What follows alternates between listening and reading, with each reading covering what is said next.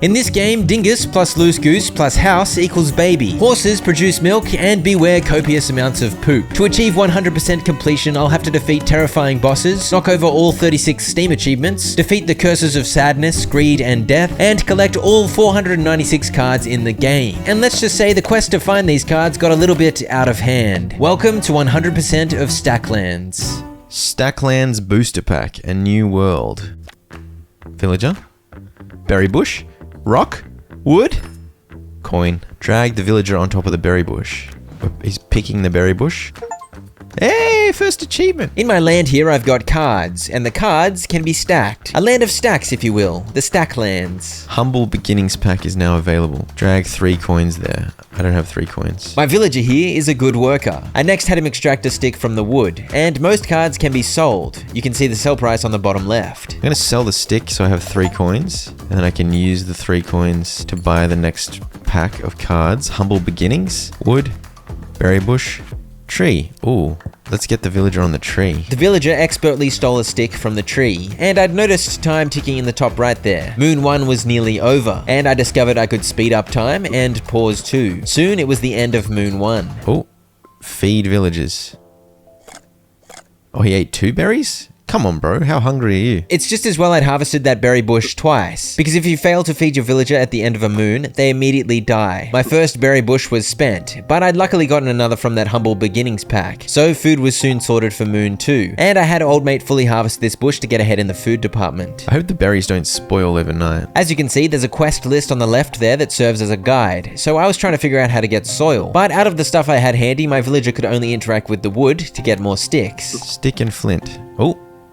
That's probably making a fire though. Stick and stone. So not only can the villager interact with cards, various material cards can interact with each other. And you can interact with the subscribe button. If you're not subscribed, you are a goose. If you are subscribed, you're a goose on the loose. Choose wisely. Oh, this pack still contains some undiscovered cards. I think I sell a stone and a stick and I buy another Humble Beginnings pack. Idea. Oh, I got some ideas. Idea growth, 1 berry, 1 soil. Yeah.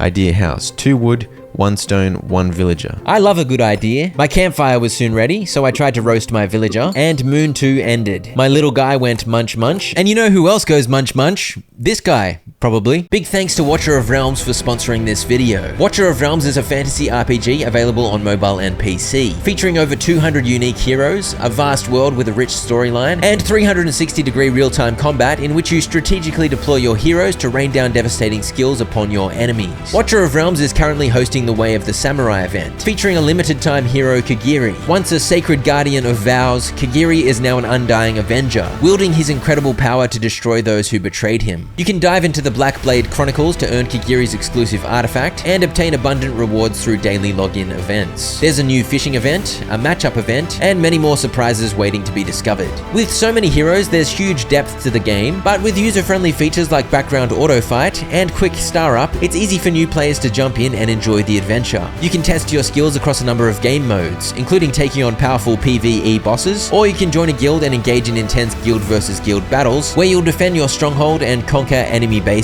Click the link in the description or scan the QR code to download Watcher of Realms for free on PC, Android, and iOS, and experience the Way of the Samurai. Okay friends, back to the lands of Stack. And the first thing I did on Moon 3 was investigate whether I could cook the berries on the fire. No, I could not. Can I burn this? I can burn the stick. I decided not to make charcoal for now, and I may have been overthinking things. I mean, the quest wants me to grow a berry bush using soil, but how the hell am I getting soil? But I soon came to the logical conclusion. I had to buy more packs. Still got 6 undiscovered cards in the Humble Beginnings pack. Please give me soil. Okay, good. Berry plus soil. Boom, that's what we need. All right, we're moving now. The berry plus soil marriage was slow going. So while I waited, I fiddled around and realized I could sell the idea cards. I'll sell the ideas and we can get some more stuff. Idea offspring. 1 house and 2 villages makes offspring. Okay, we got a rabbit here. Oh, the rabbit has, it's hopping around. Do you see that? 10% chance to frenzy self. What? Dude, I'm not gonna have enough food in time. Since the berry bush was growing so slowly, I was worried my villager wouldn't have the 2 food he needed at the end of the moon. I scratched together enough coins to buy another pack. Oh, dude, I'm just getting a ton of rabbits. Why am I getting so many rabbits, dude? They're hopping around. Can I put the 2 rabbits in a house? Wait, can I cook the rabbit? Oh, I can't cook the rabbit. What's the point of the flaming rabbits, dude? He's not gonna have enough food. He's gonna be unhappy. Oh no! Wait, he ate the one that I was trying to grow. Oh, I didn't think he would eat it because it was... The alternative was he would die and I'd lose the game. So I don't know why I was so upset. And I was reluctant to keep selling stuff for some reason, but selling stuff to buy more packs equals a good plan. A tree is a good get, right? Because I can break it down into more materials. Yes, indeed. Chances are spending 3 coin on a humble pack will get you more than 3 coins worth of stuff. So yes, it is a good plan to keep on buying them. Wait, how much is this? I feel like a stick is worth 2. A stick is worth 2, so that's good to sell. Please give me... I got a second villager. That... Oh, new pack. Might contain 11 undiscovered cards. Berry bush, coin, flint, poop, rock, stick, stone, tree, wood. I've got 2 villagers now, but I don't feel like that's very useful. Wait, it gave me some poop for free? It looks stinky.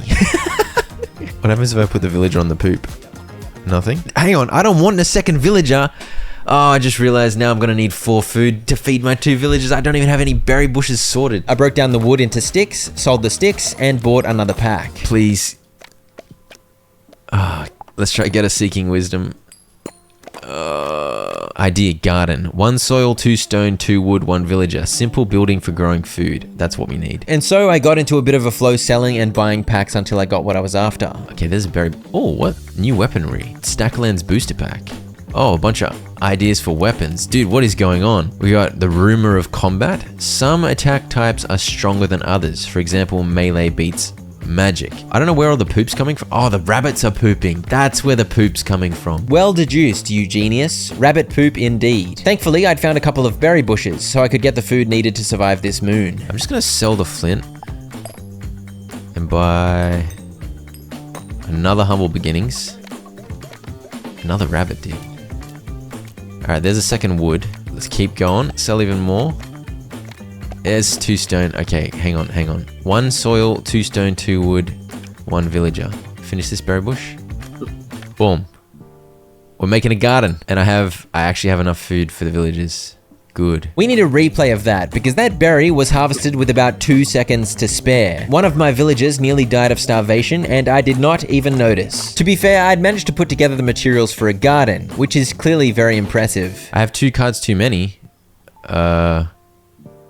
Crap. I had a limit of 20 cards, and obviously I had 22 in play, so I sold an idea and some rabbit poop. I've got so many rabbits, man. Am I supposed to have this many rabbits? I think I sell another poop and go humble beginnings again. Key. I wonder what it's for. Alright, we'll have to hang on to that. I was holding on to some of my ideas because I was worried that if I sold them, I'd forget how to make the items. But then I realized something. Okay, all my ideas are saved here. I don't have to stress about keeping the ideas, so let's just sell them immediately. I need another villager. Garden. Let's go. Okay, so this can be like our little village over here. We've got our garden and a campfire next to it. Hopefully the garden doesn't burn down. Oh, I got an apple. Oh wait, I got 2 apples. I think the apples came from the trees. Wait, I'm growing an apple tree. Okay, can I cook an apple? No. I turned my attention to building a house, and I happened to have the materials on hand. Go on, baby, build a house. And I've got 2 villagers so that they can make an offspring.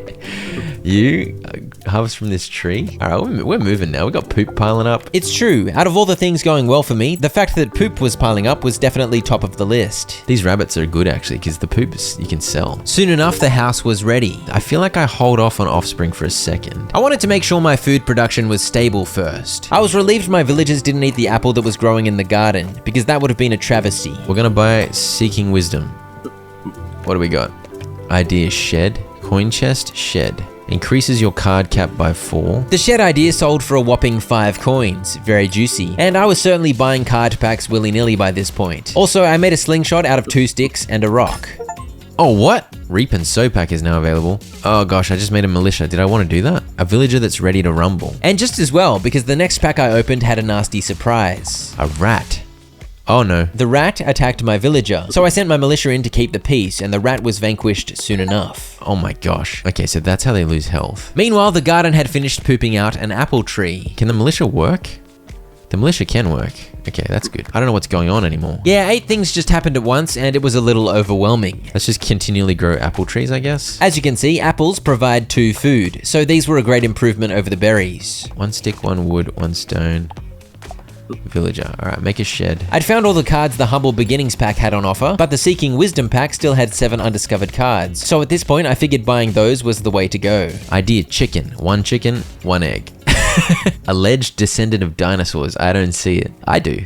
We've got some chickens and they are savage beasts. My ever-growing rabbit crap stack was basically free money, and so my poop-fueled economy helped me buy yet more packs. Idea quarry, an unlimited resource of stone. Idea plank, a strong building material, 3 wood, 1 villager, okay? So my next quest is to create offspring, and I need to do 3 more quests to unlock a new pack. But I decided I wanted to slow down and stabilize. I got the militia building a quarry out of 3 stone and 1 wood. So much poop. Poop is like infinite money early on. I feel like the 3 rabbits early on was genius. All right, we got a shed. So this increases my card cap by 4. So it's now up to 24. The poop allowed me to buy another pack, so 2 more new ideas came through. I bought another pack, and yet another idea popped into my head. And with that, I discovered all of the cards from Seeking Wisdom. So I guess I was now wise. I probably need to do offspring now so that I have more workers because I've got stuff piling up. Like I need to harvest this tree, this rock, this rock. My quarry was soon done. So the quarry, I've just got to put someone on it and I get unlimited stone. I whacked a coin on 2 bits of wood to make a coin chest, and my pile of apples fed the villagers at the end of Moon 6. The coin chest finished up. It just helps tidy up the coins, and I placed a berry on an apple. Wait, apple plus berry does something? A fruit salad.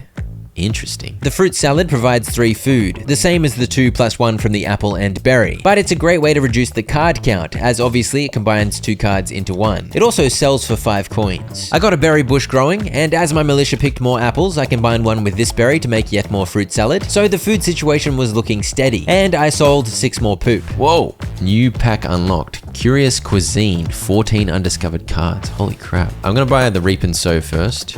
Boom, boom, boom, boom. Oh, we got a chicken, baby. All right, start laying eggs for me, fella. How do I get rid of the rabbits, bro? Oh, if I fight the rabbit with a villager. Presumably will get me rabbit meat. I held off on the rabbit murder for now, because I had important business to instigate. We're just gonna zoom in on this. Go on, make some babies. Once the offspring sprung forth, that was another quest done, and yet another pack became available to purchase. Wait, the baby is growing up. Okay, so he's gonna take 2 minutes to grow. It's gonna take 2 minutes to grow up in the house. I think I want to try and make another shed. Increase my card cap some more. Yeah, I had lots of cards, and harvesting from trees and bushes just meant even more cards. And so after my villagers and their baby shared some fruit salad, I had to figure out which 7 cards to sell. This still sells for 5 coins, even though it's only got 1 food on it. So I think I'm gonna do that. And I kind of wanted to keep this stone, but see you later. Fortunately, I had a quarry, so more stone was no problem. Let's just get a Reap and Sow.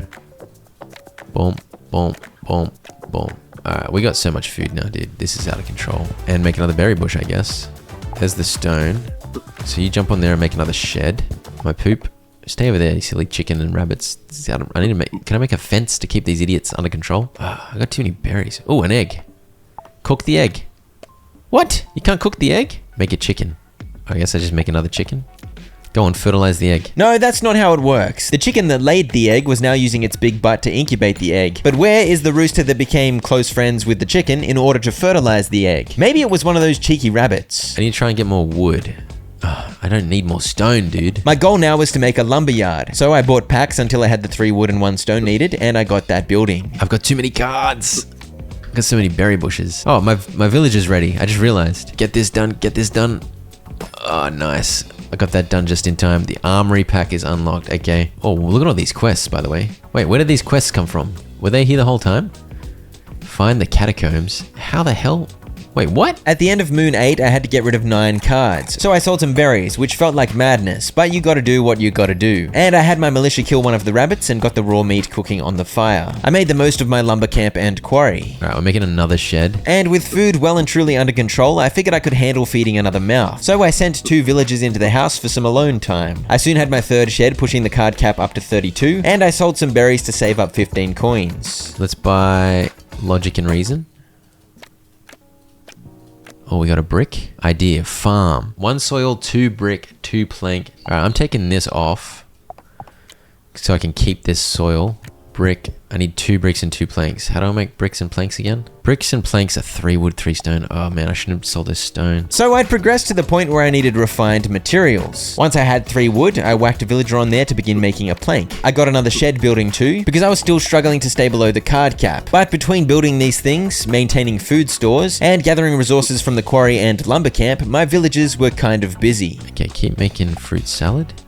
There's another shed. Oh wait, I need to make sure I'm still getting trees. Soon the baby had grown up, and I had villager number 4, and so my production capacity increased as I continued making bricks, planks, and sheds. That night, I was lucky no one died. Oh, we actually ate all our food. I was gonna have to pay closer attention. Okay, now we're making a farm. There we go. The chickens had multiplied, so I killed one, and the farm was ready. This turns fruit into trees much like the garden, except it's much quicker. I thought I was okay for food, but I'm not really. I'm kind of in a crazy spot. Find the dark forest? Dude, what is going on? A simple way to get on top of the food situation again was to sell poop, buy a reap and sow pack, and profit. I was even organized enough that I had the exact number of berries to feed everyone without any food being stolen from the farms or the fruit salad I had cooking. Oh, a strange portal appeared. Uh-oh. How do I make weapons again? I scrambled to get some sticks from this wood so that I could make a spear, but the portal soon opened. A goblin.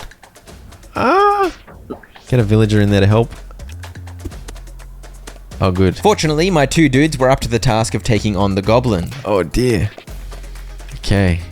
Wait, we got a spiked plank? I gave the spiked plank to a villager. He's a builder. Way faster at building. And let's make you another militia. And so my little army grew. I had one villager chopping like crazy at the lumber camp, so wood was everywhere. I decided to break that wood down into sticks, which sell for 2 coins, to begin making some money. So let's use 10 coins. I'm gonna try and get every unlock. A cow. This is like a money-making endeavor. The stick money-making. I soon got distracted from that though and began making planks and bricks. Also, as you can see, I had my builder harvesting berries instead of building those refined materials because I am a goose on the loose. What am I gonna do with all these chickens as well? Why am I making so many chickens? I don't know what I'm doing. I tried to kill some chickens before Moon's End. Alas, my chicken destruction skills were too slow, and so I was forced to sell a bunch of the resources I'd been trying to refine. I still want the 1 undiscovered card. I'm just gonna keep doing it. Cow. Nope. For some reason, killing chickens just made more eggs pop out. So this is just getting me eggs though, dude. Okay, I got a bone. I returned to my stick profiteering because I really wanted the 1 remaining undiscovered card from Reap and Sow. You're getting so many cows. I'm not getting the idea, man. At least my food was sorted, but I had to admit, I'm overwhelmed. So let's use the builder to make a shed. Apparently he's like way faster. Only 14 seconds. Nice job. Oh, we got milk. Oh, berry plus milk is doing something. A milkshake. Milkshakes sell for 5 coins, so I said, That could be a money-making scheme. You can tell my dingus brain was working overtime by how often I was pausing. Also, I think the animals were a little out of control. Just sell all the random crap. New pack unlocked, explorers. All right, let's do curious cuisine this time. Mushroom. Okay, we're getting somewhere. Omelette. 1 campfire, 2 eggs. Oh, 2 eggs on the campfire is what I needed. And so I put a bunch of eggs on the campfire to cook. This is out of control, dude. I don't know what's going on. It's so disorganized. All right, don't eat my mushroom, please. Milkshake, fruit salad. Nice. I got so much food, dude. I got 10 too many cards. All right, poop. Yeah, my overabundance of cards was a real problem. Let's go for a logic and reason pack and see what happens. Tree, plank, rock. Idea, brickyard. Quickly turns stone into bricks. 1 brick, 1 iron bar. I tried to get a little more organized, but there's no organizing the menagerie on the right there. And an omelette was soon ready. It was a great food source, but rather slow to make on the campfire. Apple, mushroom. Mushroom, milk. Milk, apple. Egg, milk, mushroom, apple. I don't know, dude. And then out of nowhere, I had 70 cards. I've got so many cards. At the end of Moon 14, I had to sell 20. Whoever purchases all this crap got quite an influx of poop and eggs. Please give me the one I'm missing. Another rabbit, dude. Epic battle between a rabbit and an idiot. A rabbit hat. Oh, what did that do? I invested some coins into curious cuisine packs. Idea, stove. Ooh, cooks faster than a campfire. Okay, nice. And the key benefit of my 300 animals is I always had stuff to sell. And I also began making milkshakes to sell. Let's do 15 for logic and reason, please. Give me something. Idea, smelter. Okay, good. I needed iron bars for a couple of new buildings, so the smelter idea was a good step towards that. Oh, strange portal. Spend 15 on reason and logic again. Oh, we got a skeleton. Oh, this isn't good. Idea. Animal pen. That's definitely what I need. Can hold 5 animals. I had the whole crew gang up on the skelly, resulting in glorious victory. Order and structure. Skelet. Alright, we killed the skeleton. Morning Star. 15% chance to stun. When I gave it to this militia, it turned him into a big chonky warrior. Oh, you can take it off them at any point. Can you? Oh, you can. Oh, this reduces his max health. The rabbit hat gives 1 defense and attack speed though, so I gave it to the slingshot militia. Production was looking good, as I had a pile of bricks and planks forming, and I kept churning out sheds. Alright, we need to spend. Let's get an armory one. Let's see what happens. Oh dear, we summoned a slime. 3 slimes in a trench coat. Oh gosh. Iron ore. Oh, okay, we got iron ore. When the sneaky slime was defeated, 3 small slimes popped out, and when those were defeated, I was rewarded with some magic dust. I was probably overdue for another villager, so I opened the house up for business. The armory packs kept giving me new weapon ideas, but they also often summoned enemies. This time a goblin shaman showed up. Melee? He buffed himself? I stunned him? Boom. Magic blade. Give me a magic blade. Ooh, you're a mage. This mage had a 20% chance to frenzy a random friendly. And I finally found the last undiscovered card from the Reap and Sow pack, a crunchy carrot. By the way, every time you increase the card cap by making a shed, the area of play slightly grows. I somehow did not realize this until later. Okay, we got a smelter. Do I need like wood in it as well? Yeah, okay, wood to power the smelter. Makes sense, makes sense. I gotta sell 15 cards. Oh, goodness sake. It's a hard life being so well resourced. I've got an iron bar. With that bar, I began construction of a brickyard. My 5th villager was now in play, my farm and garden kept producing, and I really wanted some soil, so I bought a curious cuisine pack, which I'm not sure can even give soil, so that was a smart effort. I learned how to make a frittata though. Stay in your corner, you silly animals. Okay, we've got a brickyard now. Quickly turn stone into bricks. Might even automate. Yeah, automatically throws it on there. 2 stone into a brick. Oof, very nice. Give me something good, baby. Idea, market. Can be used to sell cards for more than usual. Oh. I got one of those building immediately out of 3 coins, 1 brick and 1 plank. Oh, you put crap on there and it just sells. Put a milkshake on there and see what it sells for. My brick automation was popping off without me paying attention. Okay, we're gonna start selling bricks, I think. And so I chugged along nicely. I got another villager cooking, that stack of sheds was getting rather large, and food was no issue. Oh, traveling cart. If you give 5 coins to the traveling cart, he poops out an item for you. I gambled a little and ended up with a spear, an old tome, a spear, a brick, and a key, and then finally something good. I just spent 25 coins on this. A golden goblet, a mysterious artifact. What? I got a villager on the old tome doing something. The milkshake finally sold at the market. It sold for double, so I got 10 coins instead of 5, and the old tome yielded an idea for the resource magnet. We got another baby cooking. I got so many sticks somehow. Build another shed. I'll give you a spear, because why not? Another logic and reason purchase earned me the sawmill idea. I was on a shed production spree, constantly getting wood, stick, and stone piles ready for my builder in the corner here. So at the end of the moon... I only got to sell 6 cards. Feels like a miracle. Oh, we got a strange portal. I can honestly probably go straight through the strange portal, but I'm kind of scared to. Should I do it? I decided to do it. I stacked my little army of 4 on there. What's gonna happen? Yes. Okay. Oh no. Was this a bad idea? You enter a strange dark forest. An old lady appears. Okay. Good day to you, traveler. Now that she's closer, she does not look like an old lady at all. She's a wicked witch. 300 health! Oh, that's not good. You've come to seek revenge, but you'll never defeat me. Get ready to fight. Okay. A merman and a ghost. Can I move my guys around? He's magic, so... I think this is okay. This was wave 1 of the Witch's minions, and here's the rock, paper, scissors rules of combat. Melee is good against magic, magic is good against ranged, and ranged is good against melee. You can tell what category a card falls into by the symbol in the top right, and since I was versing 2 magic enemies, I figured having 1 melee targeting each made sense. Though I was mainly just worried that I'd condemned these 4 cards to death, but they took out wave 1. You've beaten my minions, but I have plenty more. Flee. I fled with my earnings, okay. Yeah, I don't want to continue. I don't want this guy to die. I got an idea for a stable portal. A permanent portal to the Dark Forest. Can move 7 cards. And we got the golden chestplate. 10% chance to stun target, 3 defense. Let's put that on the warrior.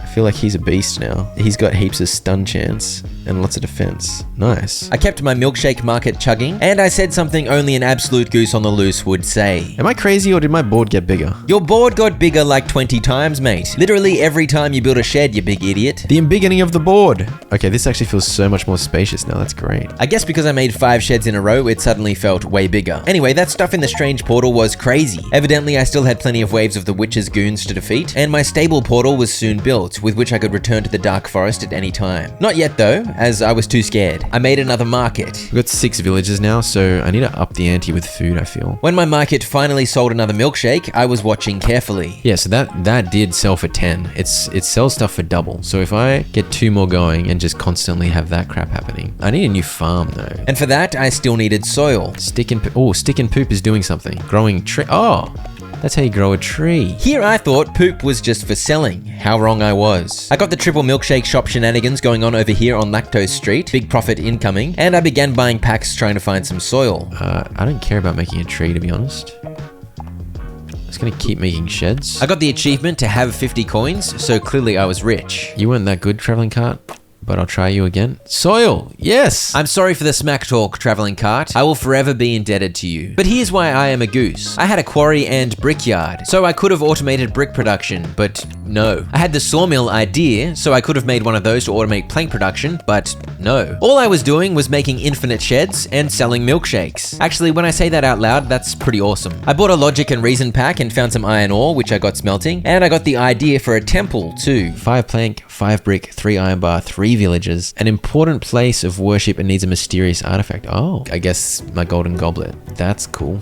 I wonder what that achieves. Here is some foreshadowing for you. I wish I never wondered what building this strange temple would achieve. I wish I'd been less curious. For now though, I'd secured another iron bar, so I began building a sawmill, and I kept buying logic and reason. University, 4 bricks, 1 wizard. Gives you a new idea for every 50 coins you gift them. The sawmill was soon ready, so that was a win for automation, and suddenly it was quite easy to make both bricks and planks. And I finally got another farm building with that precious soil. I think an animal pen is a good idea to reduce the card numbers. Even with my enormous pile of sheds, I was still having to sell cards most days. I got rid of the eggs because the campfire was so flaming slow at cooking them. And finally, another farm was ready, which meant more berries for the milkshake economy, and of course more fruit for feeding the villagers. Yeah, we're producing so many of everything. This is kind of crazy. There we go, we're making a stove now. That'll help. And since I'm so rich thanks to my hard work as a milkshake magnate, I really should have been buying more card packs because I was missing out on some useful ideas, such as warehouse. Increase your card cap by 14. All right, we got the stove finally. Let's see how fast it actually is.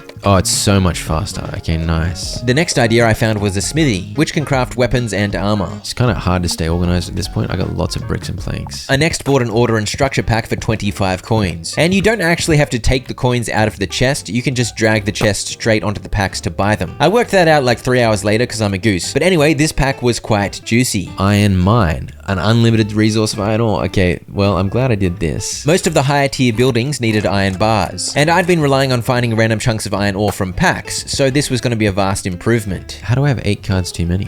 Well, let's sell 3 bricks.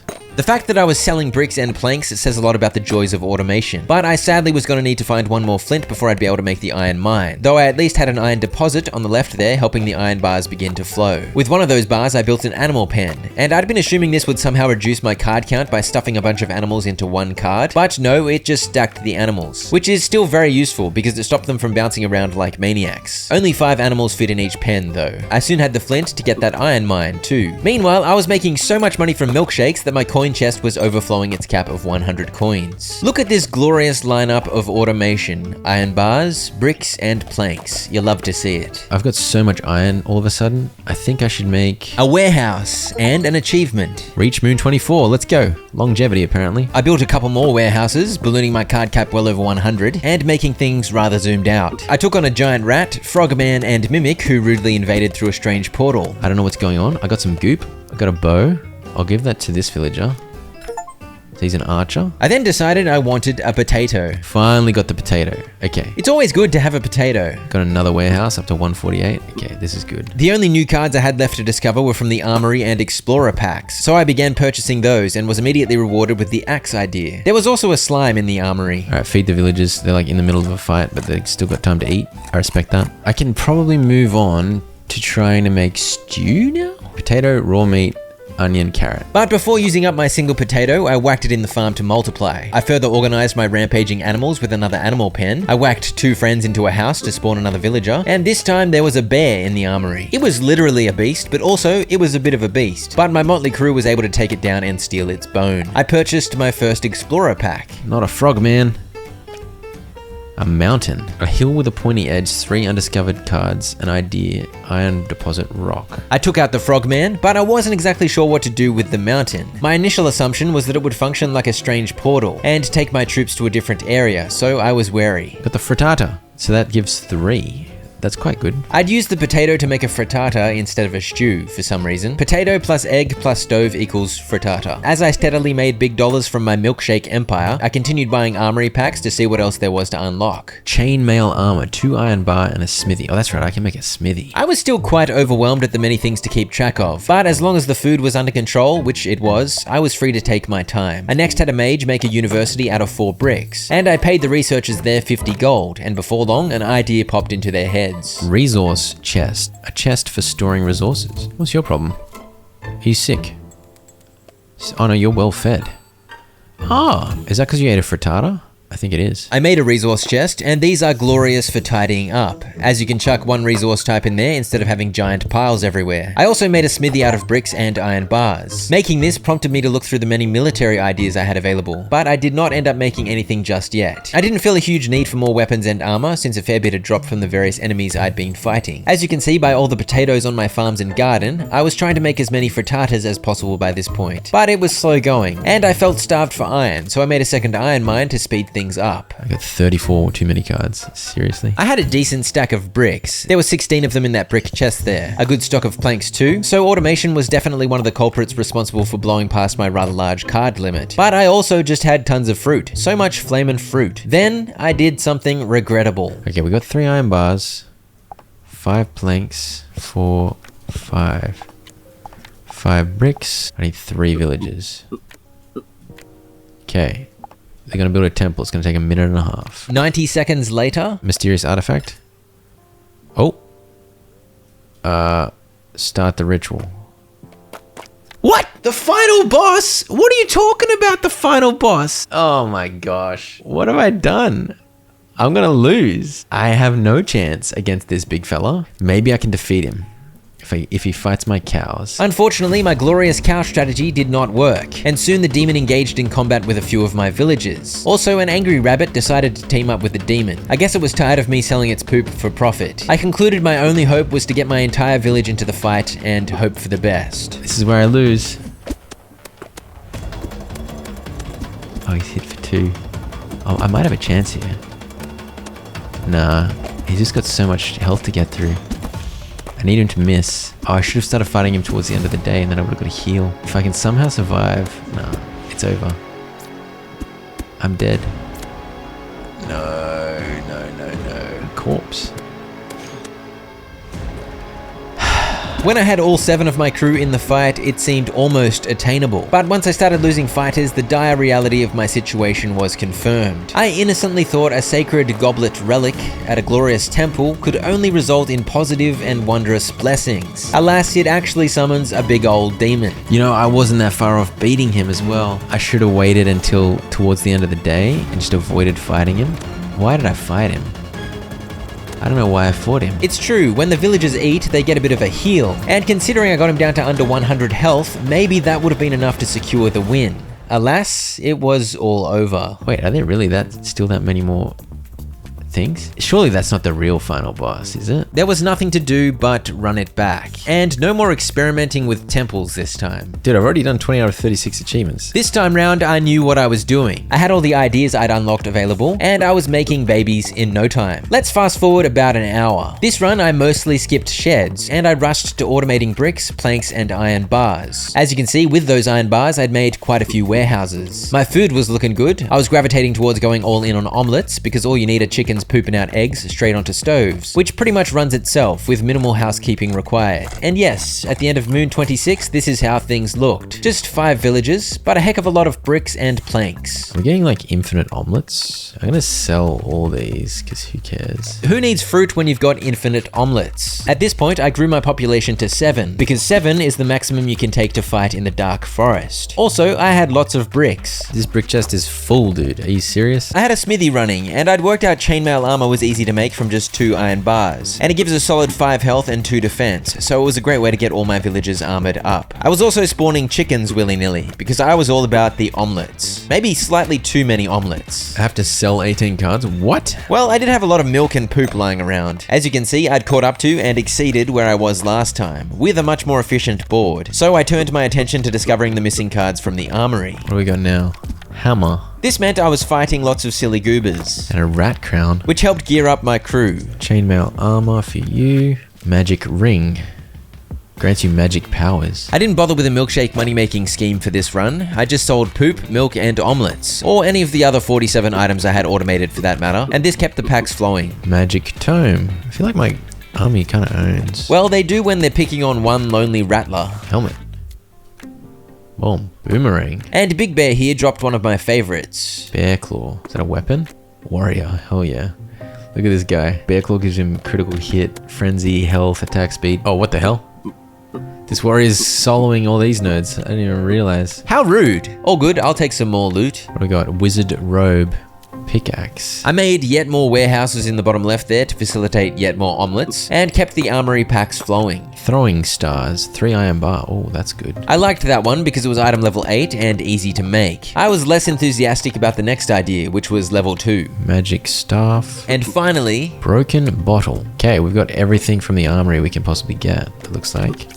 We got a throwing star now. Let's give it to you. So you're like a bit of a beast. You're a ninja. Hell yeah. I needed rope to make a bow, so I said, How do I make rope? Yeah, let's make a blunderbuss. Gold. this gold dropped from a mimic earlier, and so this fella here became the proud wielder of a blunderbuss. I also made a magic ring out of 2 coins and magic dust. It's actually a mage weapon with a 10% chance to make a friendly invulnerable, plus some good stats. My egg and omelette situation down the bottom here continued to spiral out of control, and I got busy buying explorer packs, which led to more glorious combat, because I guess when you go exploring in the lands of Stack, angry enemies tend to follow you home. Okay, another wolf head is great. Moon 36 ended, and a strange portal arrived. We're gonna go through the strange portal, I reckon. I quickly got another blunderbuss crafting for my new villager, and then I carefully chose my army of 7. Apparently I had 10 villagers total by this point, so 3 dingai got left behind, but the 7 I took were all respectably kitted out in gear that I'd found or crafted. I don't know what's gonna happen.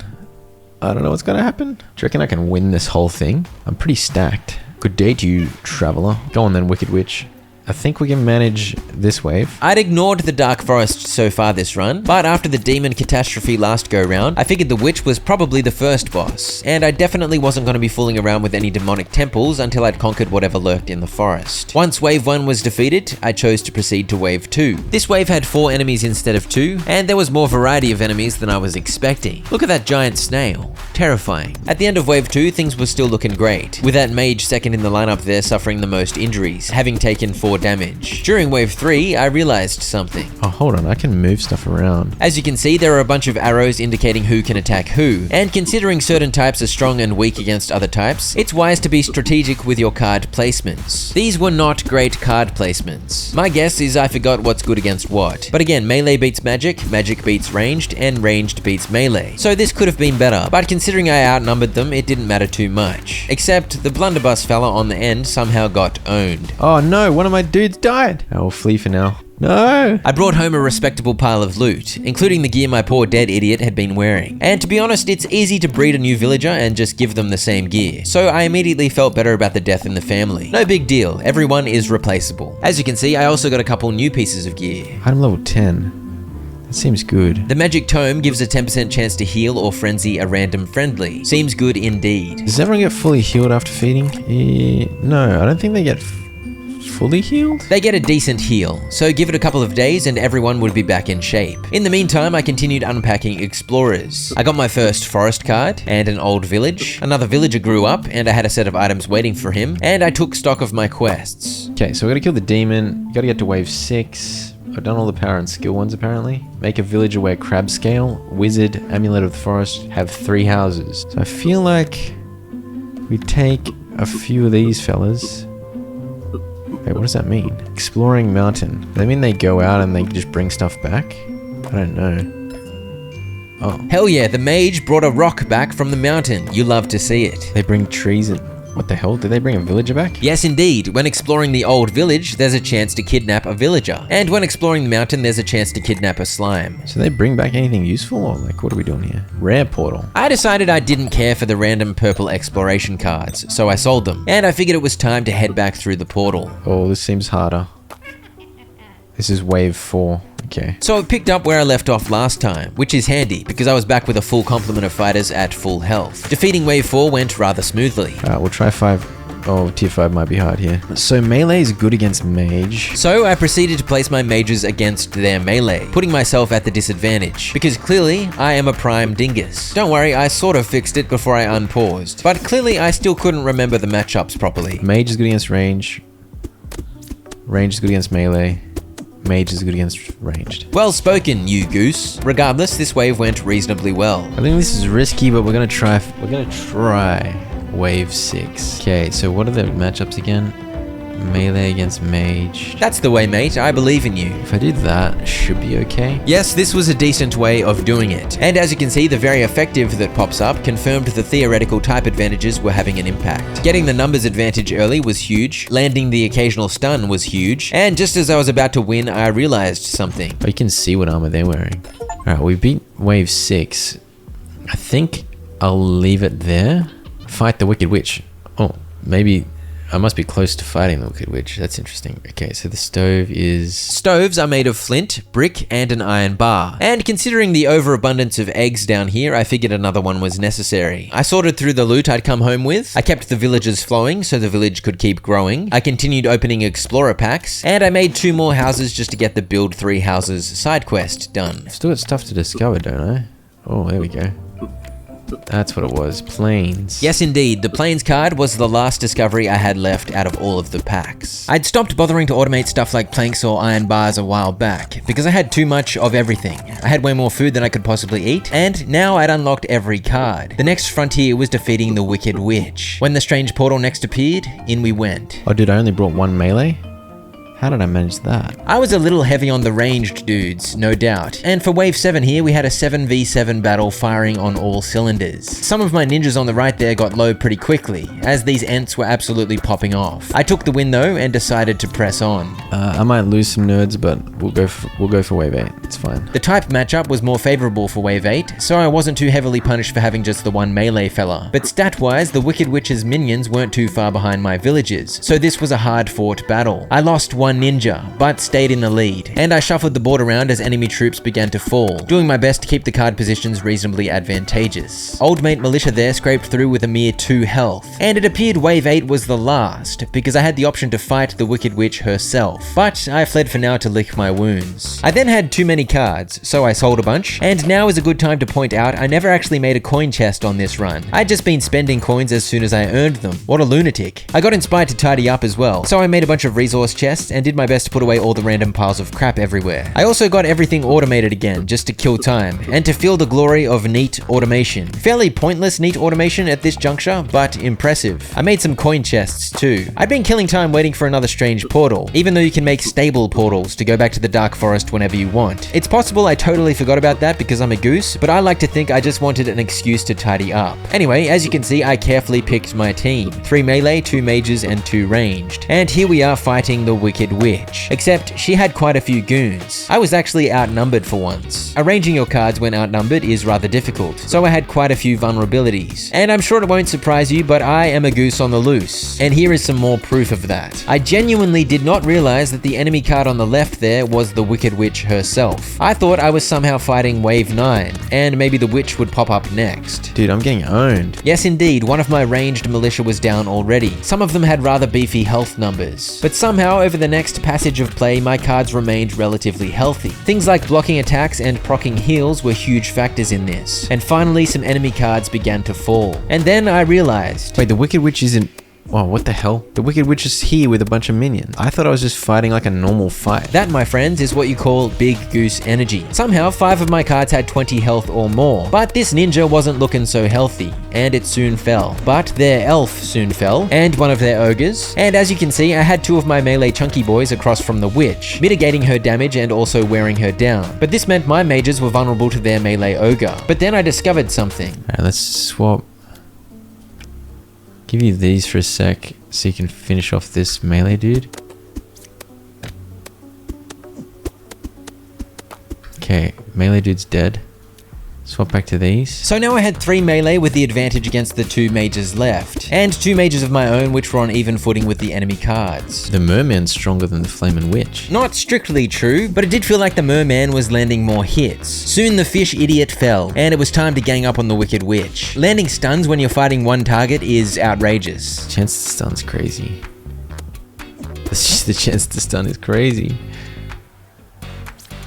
It's stunning every time? How are you stunning every time, dude? It's only 15% chance. I didn't have any more heal items active, but it did not seem to matter as the Wicked Witch was stunned half the time, and the other half of the time she couldn't seem to land a hit to save her life. And so her life was not saved, and I was victorious. Yee-hoo! Yet a dark force still lingers. I can continue fighting to get more resources. Not now, thanks. Maybe later. The magic broom she dropped was delicious, with great stats and 15% chance to heal all friendlies. The next job was to take on the dreaded demon, so I got some villagers busy in the houses, cooking up some babies to grow my army. I couldn't remember how I'd gotten the goblet relic thingo in my first run, so I googled it, which reminded me you can buy it from the traveling cart. Soon enough the cart showed up, and soon the golden goblet was mine. I also got some old tomes, which gave me some new ideas. Idea crane. Lifts cards from one place to another. Wishing well. A wish for every 100 coins. I can still unlock new stuff? As I continued shoving coins down the traveling merchant's throat, the temple construction completed. I got a treasure chest, which I opened with a key I had lying around. Stew!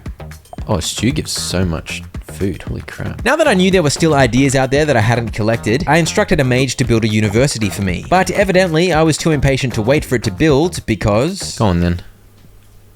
Let's fight this demon. He's melee, okay. So I don't want my mages. I whacked as many ranged weapons as possible in there, and melee was fine too. I avoided mages, but I did put the mage with the Wicked Witch's broom in, since it had a 15% chance to heal everyone. I got one mage in there, because it's got a healing item. Yeah, 2 health to all. That's crazy. My ranged dudes were whipping out big damage, and the melee dudes landed quite a few stuns. I think I assumed he could only fight the demon with a maximum of 7 cards, but I actually could have shoved more in there. Regardless, it did not really matter. This fight was way easier than the witch fight, because of the numbers advantage. Also, the moon ended halfway through the fight, and I got even more free heals. Wait, can I just add these guys to the fight anyway? I can. So I sent a few more friends into the fray, as there was no chance the demon was going to KO anyone, and soon the victory was mine. I had defeated the quote-unquote final boss of Stacklands. Spoiler alert, it's not really the final boss. The island? Huh? The fire cloak that dropped was quite juicy, featuring a 7% chance to crit all enemies. Wait, so what did I get? The island. The island pack had 3 ideas: a rumor of golden glass to be found on the island, a rowboat, and the cathedral. Does this mean I've got to start over? I soon built a rowboat out of a plank and iron bar. Row your boat? And out of nowhere, a friend. A shaman appeared. Hello. If you want to further develop your village, you can visit the island. If you want to learn more about visiting the Cursed Worlds, you can talk to me. The Cursed Worlds refers to the DLC challenges, which are heaps of fun. He gave me the idea for an altar and told me 3 rumors. One of sadness, one of greed, and one of death. Apparently, placing certain items on the altar would summon spirits, one for each of these 3 nasty things. As I said, I later learned this is all very fun, but for now I had an island to visit. While at the island, you won't have to take care of the mainland. Other boats will allow you to bring more cards back and forth. To be clear, this is not part of the DLC, it's a continuation of the main story, and I was indeed starting afresh at my island outpost. What the heck? Seaweed, salad of the sea. Shell, the main currency on the island. Gotcha. Sand, the main ingredient for a nice beach. As I plucked some curvy yellow berries from this banana tree, a quest was completed and my first island pack became available for purchase. The driftwood yielded wood and a bottle of rum. I used the famous wood into stick equals profit technique, and I was off, buying my first on the shore pack. And so I found my first cotton plant and fishing spot cards. He's drunk. Oh dear. Oh, empty bottle. This big fella's unchecked alcoholism just resulted in slower working speeds. No big deal. From the fishing spot, I tickled up a cod, which I murdered in cod blood and sold along with some cotton so I could buy the Island of Ideas pack, which it unlocked when I completed the quest to make my villager drunk. And so I got some ideas. Rope. Okay, I can finally make rope. Goop. Wait, one of my bananas turned to goop? Yes, indeed. In the heat of the tropics, food spoils after a couple of days. So unlike back on the mainland, you can't just stack up an infinite pile of food. I was aggressive with my selling and purchasing and selling, so I soon had several ideas unlocked, including the sloop, which can transport 10 cards, and the fish trap, which serves as a renewable source of fishies. I spent Moon 59 buying and selling and taking in the sights and sounds of this beautiful island, and in that trance I somehow forgot about something crucial to survival. Oh no, I didn't feed him. Oh, he just dies. No. Whoops. That's the first time I ever made that mistake. My bad. I gotta make a new boat, I guess. The fact that I hadn't let a villager die of starvation this entire time is pretty impressive. Clearly, I am a true gamer of the highest caliber. And it's all good, I was able to send another dude over in a rowboat. I hid the corpse in the corner in hopes he wouldn't notice, because I imagined that'd be bad for productivity. I then discovered something. Oh wait, what? Use a grid? I can press E to like do some grid shenanigans? Yeah, you can get your cards to snap to the grid if you press E. I knew that. And I don't know what the heck was wrong with me, but I got distracted trying to make a fish trap, and Oh, I forgot to make food again. on the plus side, this helped me learn that 2 corpses becomes a graveyard. Lovely. I made my first fabric out of 4 cotton, an angry seagull emerged from this card pack, and Pirate boat. Oh dear. I had a fairly well-geared militia, so this invading pirate wasn't too hard to deal with. I explored the graveyard and found some soil, probably very fertile soil, and you'll be proud to know I made sure to harvest some bananas every day, so no deaths occurred. I bought my first grilling and brewing pack, and found a most important card. Monkey. Giving the monkey a banana started doing something, but then I thought better of it because I needed the banana for food. And the monkey was a poop machine, just like a rabbit. Lovely poop profit. Seaweed and raw fish makes something. Sushi? For sure. Sushi! Island insides. I slowly built up, with my focus being crafting 2 planks. I made a sail out of a rope and fabric, and a sloop with those 2 planks plus the sail. I took the sloop back to the mainland, and this thing fits 10 cards, so I carefully considered what to bring with me. Can I bring another friend actually?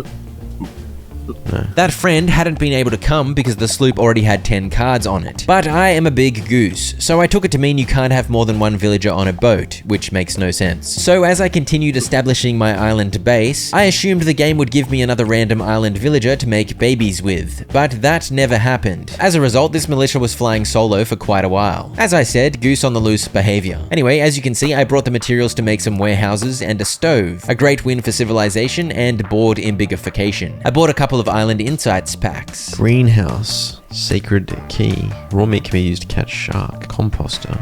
Turns 5 food into soil. Completing a quest to cook some crab meat unlocked yet another pack. Advanced archipelago. How do I have no more villages over here?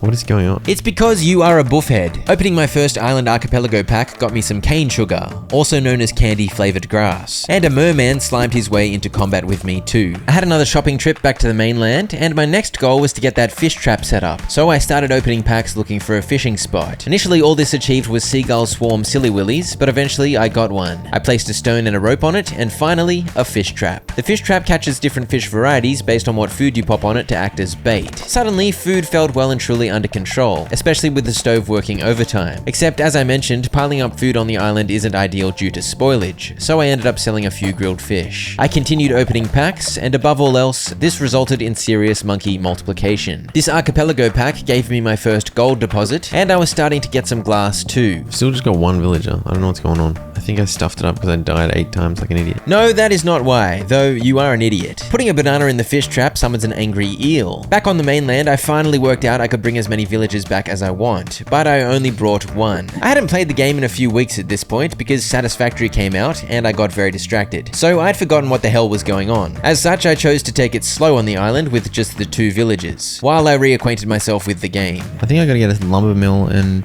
all that business set up here. 3 wood, 1 stone. I continued opening packs. An Island Insights pack gave me the idea for glass and a sand quarry. I now relied on the fish trap to bring in raw fish to cook, and I figured I might as well make some of the new stuff I'd unlocked. 1 brick, 1 plank, 2 poop, composter. With that, the final island pack became available. One of the packs had given me a parrot, by the way. Its tooltip said, "Makes pirates happy." Poop's still my main source of income at the moment. When a berry on the fish trap caught a mackerel, my food strategy evolved as I decided to keep the mackerel alive until I actually needed to eat. My grilled fish might spoil, but a mackerel flopping on the sand has an infinite lifespan. I soon had a lumber camp and quarry, and I fended off the occasional pirate. Island insights. Aquarium. So this means I can just store a bunch of fish and then kill them only when I actually need the food. Yes, indeed, the aquarium was a great improvement, as the fishies flopping about was brought under control. I made a sand quarry and used the lumber camp to fall back on the good old-fashioned stick business so that I could continue tracking down the remaining undiscovered cards of the island. I soon had an iron mine too, and I'd brought the materials for the smelter over from the mainland, so iron bar production began. At this point, the composter came into play, as I whacked 5 food on there to get some soil. Alright, there's some soil, so now I can make a greenhouse. The greenhouse functions just like a farm, so I now had a renewable source of banana trees, and my food setup was now officially fully self-sustaining. Infinite banana bait, infinite eels, infinite grilled fish. Let's go for some island insights. It's about time we purchased some stuff. 1 gold mine, okay. Unlimited gold. 1 frigate. Can carry 25 cards. I became a little more attentive to the quests at this point, because I wanted to do all of them for the 100% completion, and so I put some seafood stew on to cook for a quest. Okay, making seafood stew, that's good. Have a poisoned villager. Cure a poisoned villager. Bribe a pirate boat. Befriend a pirate. Making glass was another easy quest, requiring only some wood and sand on the smelter, so that was 2 quick ones knocked over. With 1 more Island Insights pack opening, all of the undiscovered cards in it were found. Now that I had iron bars flowing, I was able to make some island-grown warehouses. Gold. Okay, a gold bar makes 3 coins. Next time one of those pirates comes, I'll bribe them, because I have a quest to bribe them. Advanced Archipelago. Frogman. Spring. A water source. Can also be used to fill empty bottles. Okay, there's a distillery. Used for making booze. Okay, we've got the brickyard sorted now too. This base pretty much had the same tech as my main base now. And suddenly it was Moon 98. And then on 99... I guess I buy the Enclave Explorers then, and hope for some new tech. Cave. Pirates used to keep their treasure maps in these. Okay, that's what we want. What happens to the cave? A seagull. That does not look like a treasure map to me. Poop, poop, poop of the jungle. Why am I doing this with just 2 dudes? It's so silly. Yeah, I probably should have scaled up a bit, but I was just chilling, I guess. A snake? A snake. Meanwhile, my sawmill operation had been working hard to make a bunch of planks. Treasure map. Needs to be searched with a villager. Oh, there's a shark. It's huge. Placing raw meat on the fish trap had caught this buffer. He was a great source of raw fish. A pirate boat appeared. Okay, I'm ready to bribe you this time, buddy. Bribe the pirate. Quest completed. Bribe a pirate boat. Lovely. I worked hard to make 3 sails out of cotton, and once combined with those 10 planks, I began construction of a frigate. La-da-da, la-da-da-da-da. What do I need for another monkey cat? Oh, there's the frigate. I didn't even use the frigate immediately, I just wanted to have it, I guess. I had this swordsman follow the treasure map to the X. Okay, what do we do? We found a sacred chest. Idea for a sacred key. 3 gold bars, 3 glass. Okay, but opening that seems like a bad idea. I placed the sacred key onto craft, and opening some Enclave Explorers packs got me into strife with some tigers. Okay, so I've discovered every card here now. The jungle was the last thing to discover. There it is. The sacred key. Now, I'm not putting that in there until I bring my whole army over here, I don't think. Last time I did something like that, a demon had ended my run, so I was being much more cautious this time round. 2 glass on the stove, and we should get an empty bottle. Bottle of water, okay, bottle of water. Bottle of water, cane sugar. Distillery. Bottle of rum. Yay! Old villagers have undiscovered cards apparently, so I'm gonna put my dudes on there. I brought a villager back from the old village. That's crazy. All it took to finally grow the island colony was some good old-fashioned kidnapping. Oh, dude, this is gonna be a tough fight. Try and take on one before the others get in. Slow down. Okay, my dudes are huge. None of them even died. Well, that got me the coins I need. The next time they come, I should be able to bribe them. I kidnapped another dingus from an old village, so it's just as well I had a respectable food setup chugging along, but I added another stove to be sure. I soon built a gold mine, so I had a full complement of resource node cards lined up on the left there. And my swordsman soon found a catacombs while exploring the old village. And that was the final undiscovered card I could get from there. I found a 5th villager, and I left a swordsman exploring the old village to hopefully find a couple more as I continued to scale up the operation. I could have made a house and then some babies, but I wanted employees with more work experience. I want to get a bit stronger. If I get up to like 8 villages, and then I'll open the sacred chest, because I'm worried it's going to spawn a boss. Okay, there's a smithy. Now, what can I make? I made a forest amulet out of 2 gold bars and some magic dust. 10% chance to heal friendly with lowest health. Jeez, the forest amulet is sick. Okay, there's an empty bottle. Put a stone on it. Broken bottle. 10% chance to bleed self. 20% chance to bleed target. Okay, I don't think I actually want that, so I'll just sell it. But that was another quest done. I made a wizard robe out of fabric and rope, and as you can see, my refined materials were piling up thanks to the upsized workforce. I made a magic staff with which I made my first wizard card, and the old villagers yielded up an old tome, which when read produced the idea for a lighthouse. Increases board size past the warehouse limit. I made one of those, and sure enough, boom, even bigger board. Alright, so we got more fishing traps now. As you can see, I was getting a little low on fish in the aquarium, so a little food production upscale was in order. Another old tome. Idea, dust bin. Allows you to get rid of cards you don't want anymore. Unlocking all sorts of random stuff. I made a university to speed up the rate of idea discovery, but it only accepts coins, not shells, so that was a fail. My old village explorers brought back a couple of corpses, even though I told them to be gentle with their captives. Silly gooses. The next time a shipload of pirates showed up, I remembered I had a parrot chilling in one of my animal pens. Hey! we got a friendly pirate. Wait, is he like on my team now? Hell yeah. Yep, that was island villager number 6. I had a quest to make a villager wear crab scale armor, which I assumed would drop from a crab, so I started killing crabs. There's another crab. Kill it. Oh, mama crab. Holy dooly. That's a big mama. 100 health. I ganged up on the big mama, and it was another easy one. When you heavily outnumber the bosses, it's just not fair. And so I got some crab scale armor. I brought home villager number 7 from an old village. I continued to gear everyone up. I killed and grilled fish daily, and I invited a snake to the party. Get poisoned. Let's make him completely naked. Yes, he's poisoned. I got another amulet for you. All my guys are geared as now. That snake helped me complete 2 quests. One to have a poisoned villager, and one to cure a poisoned villager, which I achieved with some charcoal. So that's the Island Ambitions quests completely done. With my army of 7 armed to the teeth, it was time. Let's do it. We're gonna do it. Oh, what the hell?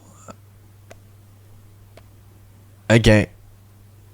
Is this a kraken? Island relic. Bring it to a cathedral. Okay, interesting. Well, I can take them all on one at a time, right? Okay, I'm easy. I'm well equipped for this. This is fine. You can get me raw fish. I did indeed take on the tentacles one by one. The other tentacles seemed keen to get in on the action, but they were too clunky to get past the cards I had lying around. Everyone's health's pretty good. Get some more heals going, please. Nice. Good heals, good heals. Still 2 more, and they're stuck by my cards. If I had to fight them all at once, it could have been dicey, but hopefully no one dies. Maybe I should have left the 11 health guy out. But I need not have worried, because soon the final 2 tentacles were chopped off. Oh! Oh, the fight's still going. The day ended, so everyone got healed. I think I just gotta go for it. What's good against melee? Ranged? Yeah, this team's pretty good. If we can land, we're landing poisons. Can we land stuns? Yeah, we're fine. I think I'm even healing up. I feel like when you just team up on the bosses, it's not fair. That's what I said. Yeah, all my forest amulets giving heals. I've got like 4 dudes with forest amulets. The heals go constantly with the forest amulets. You love to see. Oh, dude.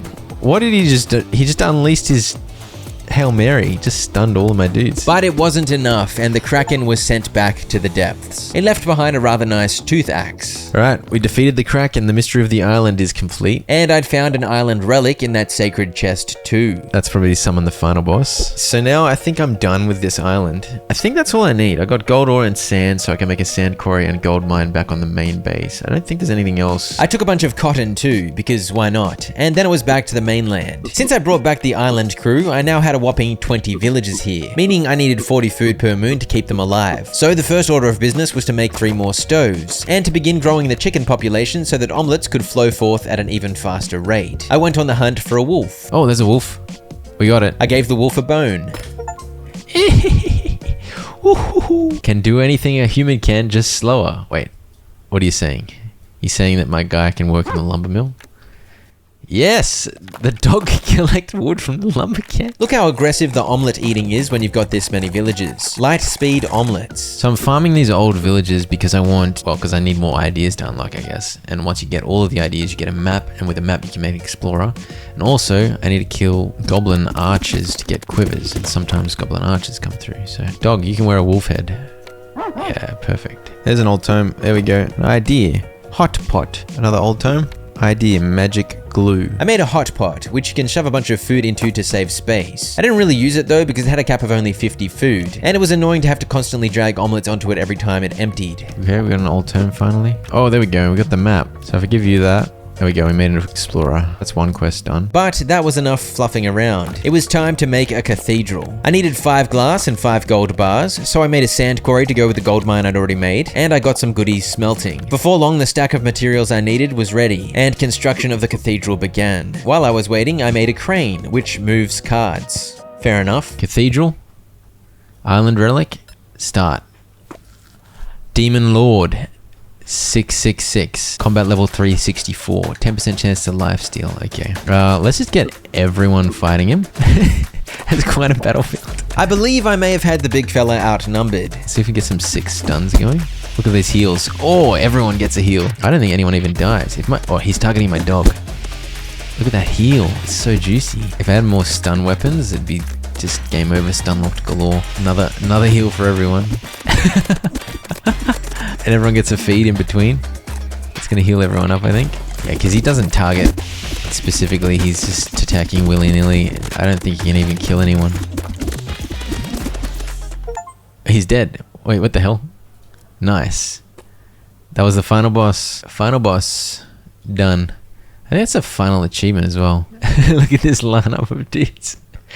They were victorious, man. That was beautiful. Yes, indeed. With my enormous army, the Demon Lord was thoroughly destroyed. And all of this game's Steam achievements were done. But there's a Cardopedia in this game, and I was still missing over 150 cards. So I still had some work to do. Most of those were DLC cards, so it was time to heed the shaman's rumors from earlier and make use of the altar I'd built. Sadness. I need to offer a charcoal. The altar starts to rumble. Okay. Wow. Spirit of sadness. Oh dear. Can you help me in my world?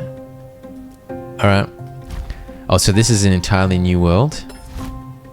Oh, hello. A fresh start was a good feeling after my slightly bloated main board. Welcome to the world of sadness. Every moon, our villagers need happiness. Oh. Different actions will give them happiness. If villagers don't get enough happiness, their demons will appear. Can you lift our curse? I still need 2 food every day, but I also need 1 happiness. And this is my curse. I need to try and lift the curse. As you can see, tomatoes were on the menu in this world, and I'd started with a garden, which felt like a bit of a superpower, as I immediately had a tomato factory going. Definitely going for some stick economy early. Boom, boom, boom. Idea, happiness. A quick and dirty way of getting happiness. Okay, you can chuck a villager on a coin to get happiness. Just get that money. At the end of Moon 1, my villager ate some food and used up the 1 happiness I'd started with. So now I had to figure out a plan for generating both food and happiness each day. Except I apparently thought that was going to be no worries, as I dilly-dallied opening packs and building a bit of an economy. As a result, I put my villager on to make some money-based happiness when the moon was already more than halfway over. Oh, it takes ages to make happiness. It takes ages. Is it going to be done in time? The moon's going to end? Please. No! I lost already? Okay, so it summons 2 ghouls. Can I take on 2 ghouls? It's not looking good. I didn't think the happiness would take that long to make. Oh, you can do this though. Just get a hit. Attack this one. Attack this. Okay, I lost. Yeah. Alright, well, we'll need to try that one again, I think. More charcoal, more altar plus charcoal lovin', and here we go again. Alright, let's get some happiness making right now, so that we're well ahead. A book. Video games, but for nerds. I'm pretty sure video games are also, if not more so, for nerds. Long live nerds. And the book was a good find because it yielded happiness in 30 seconds, twice as fast as a coin. The Happy Thoughts pack unlocked, so I exploited the stick economy to buy one. Okay. Okay. Wheat. Idea. Charity. Generates 1 happiness for every 1 coin you give it. Okay. Idea. Oven. Campfire. Brick. Villager. Tavern. Turns food into happiness. So I had ways to automate happiness. Good news. I quickly got a brick crafting, and the next day, a new villager arrived, impressed with how thoroughly happy my village was. This could get intense. Needing 2 happiness and 4 food per day was a tall order at this stage of the run. I focused on sucking the happiness out of these coins first. How am I going to get it? I'm not going to be able to get enough food. This was the most time pressure I'd ever felt in the game, and I was worried I'd failed again already. I need some luck. Oh, I'm lucky I got an apple out of that. I am lucky, man. The random tree comes in clutch. Big tree plays. I had the brick ready from earlier, and now that I had the day's food and happiness sorted, I began construction of my first charity. And clearly I was a little stressed because I left this villager sitting here like an idiot for a bit before whacking him on some wood for the glory of the stick economy. Soul food is now available. All right, so now I can generate happiness without having to use a villager's time, which is huge. Yes, indeed, the charity got to work. Proving giving is better than receiving. Or maybe proving that the only reason people give is because they selfishly want to feel good about themselves. Another book showed up, great news for today's happiness, and soil is always a good find because of its 3-coin resale value. I was apparently unimpressed by what the wheat yielded. Got flour. So what? I could have been more aggressive selling the cotton plant and flour, and then pack purchasing to find food. I'm not sure what I was thinking. Okay, I need some luck here. Soul food. Okay, I got a mushroom. That's not that useful. Idea, tomatoes. The crowd did not like it. What? Dough, 2 flour, 1 water. I needed more than this. I think I'm just gonna have enough. Okay, we're good. Grow an apple tree, because that's going to be so good compared to the tomatoes. Yet again, an apple saved me, and I was able to stabilize a little. So this is intense. I've got the charity. The charity thing should look after my happiness now if I just give it 2 coins. And then I'm just going to have to go for economy, I think. Reading a cheeky book helped me get even further ahead on happiness. Go for soul food again. I desperately need something. Onion's good because I can eat it at least. A free brick is nice. Bread, dough plus oven. I need water to actually make the dough though. I'll try and keep some of these resources. Keep going for soul food. Can I get anything else? A spring is good. As I admired the pancakes recipe, my happiness and food had piled up to more than I needed for the day. So things were looking up and I'd officially gotten through the trickiest part of this challenge. Sad event. No. What does that mean? Creates 1 sadness for every 2 villagers. Did I have to fight or what? I've been fighting sadness since I turned 13. I can take him. Animal cage. 3 stick, 1 villager. I found flint and began making a campfire, and I used a villager to make another happiness from a coin just to get ahead, instead of using that brick in the corner to make another charity to improve my happiness automation. That, my friends, is the behavior of a goose on the loose. The sadness event soon exerted its depressive influence on the board. Wait, you need 1 extra happiness for every... Oh gosh, now I need 3 per day? Here is why I hadn't used up that brick. I wanted to make it into an oven. So maybe I'm less of a goose on the loose. Maybe just a caged goose. Fortunately, the sadness goes away once given 1 happiness. So it was just a one-off challenge for today. But a 3rd villager showed up, and my ongoing happiness demands were now indeed 3 per day. But with 3 employees, it was doable. 2 flour, 1 water. We make some dough. The dough was soon done, and... Happy animals pack. Okay, so I can put the dough in the oven now. Probably need to try and make another charity thing. I'm pretty far ahead on food now. Soon, bread. Okay, we got a big old piece of bread now. Happy Ever After pack is now available. The bread provides 8, so that is huge. Making the bread got a quest done, and it was going to feed my troops for more than 1 day. Good bread. I think I sell an onion. I sold some food. What? Sadness appears if you sell food that villagers can eat. Oh, I didn't know that. For goodness sake. Well, now I know. However, this was a poorly timed life lesson. I'm not going to be able to get 4 happiness in time though, so I'm going to have to fight 2 ghouls, but I think I might be okay. I managed to gang up on one of them while the other was being a slow idiot, and I took out the second without letting it disturb my dude who was extracting happiness from a coin. Once I jump-started my money situation with a few Simple Life pack purchases, I picked up a Happy Animals pack which gave me the idea for a pizza. The Simple Life pack gives planks and bricks sometimes, which was a massive time save, and it meant I soon had what I needed to make a tavern. Turns food into happiness if I chuck milk on there. It's going to get free happiness, and it's much faster than the charity. With that, I managed to stack up 5 happiness for the first time, and the Spirit of Sadness was impressed. We might be able to lift the curse if you collect more. Well, yeah, how much more? What are we talking about here? Now that all the bread was eaten, my food situation was struggling a little, so that was the next pressure point. I tried securing livestock from the Happy Animals pack as a solution, and I avoided using the tavern for now and instead had the villagers help the happiness pile up. One thing I imagine you've noticed, I hadn't bothered automating materials, and that's because the packs in this challenge are pretty generous. The Happy Animals pack gave me a whole dang warehouse. So I got an iron ore. How do I make a smelter again? 3 tomatoes can be turned into 3 tomatoes, so that seems like a high IQ play. What does this give though? Tomatoes. 5% chance to poison all enemies. Oh, it's a way to turn your tomatoes into economy, I guess. As you can see, I fell back on tomatoes to keep the food situation under control, and it soon turned into a tomato overabundance, so some went onto the tavern to be turned into happiness. Once 10 happiness had piled up, the Spirit of Sadness returned with good news. I found a way to get rid of the curse. Combine 3 euphoria with the curse of sadness. 10 happiness and 3 villages. Okay, so I need to just get way ahead on the happiness. That's fine. We can do that. I needed to turn 30 happiness into 3 euphoria, and victory would be mine. Things were under control, and these sadness events weren't really a threat anymore, so I was just chugging along, getting rich. 15 gold plank. Boom. Let's get happy animals. I'm not sure if I mentioned this. Sometimes you get shiny cards that sell for more. Very nice. I think we sell the charity stuff now. We just completely rely on food. We move on to trying to unlock everything, I think. There's a cow. I made 2 farms out of bricks, planks, and soil, so I was growing apple trees willy-nilly. And finding this sheep meant I'd unlocked everything from the Happy Animals pack, and soon it produced some wool. Let's start growing the village a little bit. Happily ever after. Oh, a petting zoo. 1 animal pen and 1 soil. Generates happiness for every animal on top of it. I already had an animal pen that I'd found in a Happy Animals pack, and I started opening packs looking for soil. This somehow took outrageously long, but eventually I got it and a petting zoo was built. So now we chuck all 5 animals on there. And this should be producing happiness as well. Flour mill. Oh, turns wheat into flour. 2 cotton, make a rope. 1 wood, 1 stone, 1 rope. So is this producing happiness now? This thing? Oh, it just made heaps of happiness. Oh, did it make 5? Yep, 1 happiness per animal. So now generating happiness was super easy, a far cry from the struggles early in this run. I got the flour mill up and running, not that I really needed flour, but why not? And I realized I could do these quests over here using a wasteful technique. We have a way to get sadness without having to up my village limit. I can sell food. I've got heaps of happiness, so I'm going to go for the get 5 sadness quest. There we go. 5. Done. Just going to check if this is ready in time.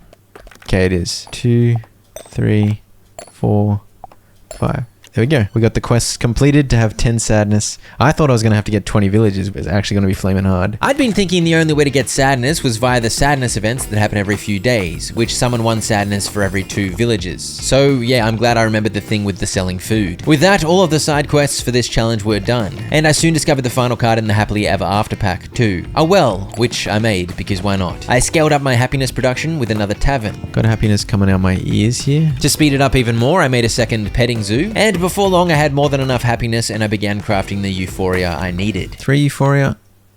Boom. The power of the petting zoo. Lifted the curse of sadness. You're welcome. You may now return to your old world. Place anything you want to bring back on top of me. I chucked a bunch of stuff on there, mainly stuff that I'd newly discovered while in this challenge. And with that, the Spirit of Sadness world was complete, and I returned to the mess of my main world. Beautiful. That helped. Got us 49. Got us about a third, so... Yes, indeed. Some great Cardopedia progress. Though I did miss a few key ones, but we won't talk about the absolute chaos involved in finding those just now. That can wait till later. Alright, we'll chuck a coin on there. Spirit of Greed. Time for another challenge. Royal. This is the Greedy Royal. Starting next to Moon, he will demand everything his heart desires. If you don't serve the royal, he will send out his royal guards. Help me get rid of him to lift our curse. The royal is a spoiled brat. This was a much simpler start compared to the sadness world, but it featured grapes, so that was exciting. I was able to focus on getting ahead in food and jump-starting my economy. At the end of the first moon, the royal had a demand. I want to buy some nice items. Give me 5 coins before the end of moon 2. This isn't going to be too hard. Making some quick coin isn't too tricky if you buy packs willy-nilly. Soon, I picked up my first royal inventor pack. Idea for rope. 2 wool, 1 villager. Idea for paper. 1 wood, 1 water. I think this one's going to be easy, man. Okay. There's your 5 coins, you greedy idiot. He didn't have any more demands for now, so it was business as usual. And I soon found the idea for olive pulp, and an olive tree which I began harvesting. Idea, barrel. Turns wet mixtures into different wet mixtures.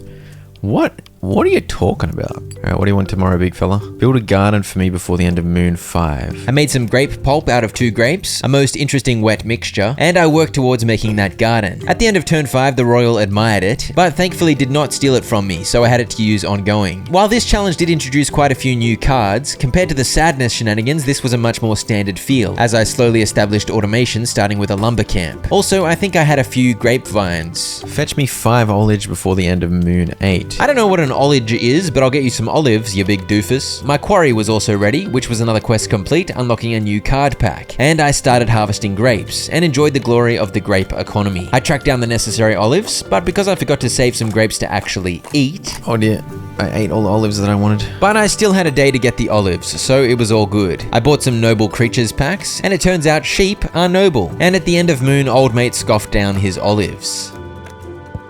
Got a horse. Weird looking cow. True. I then got busy making planks, which caused me to forget about a small detail. Oh, I didn't have enough food? I'm so dumb, dude.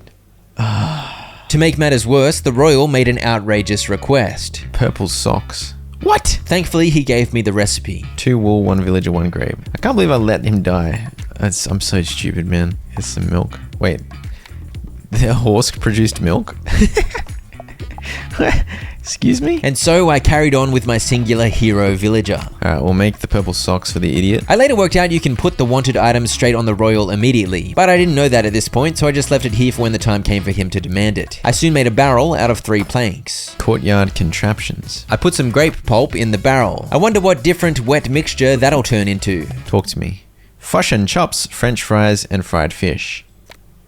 Fabric, 4 wool, 1 villager. And soon the barrel pooped out some wine. This challenge has all the fancy artisan goods. Great stuff. Idea, fried meat, campfire, raw meat, olive oil. Wine. Yeah, I already worked out wine. That night, my hermit drank some of that wine. Oh, I'm drunk now though.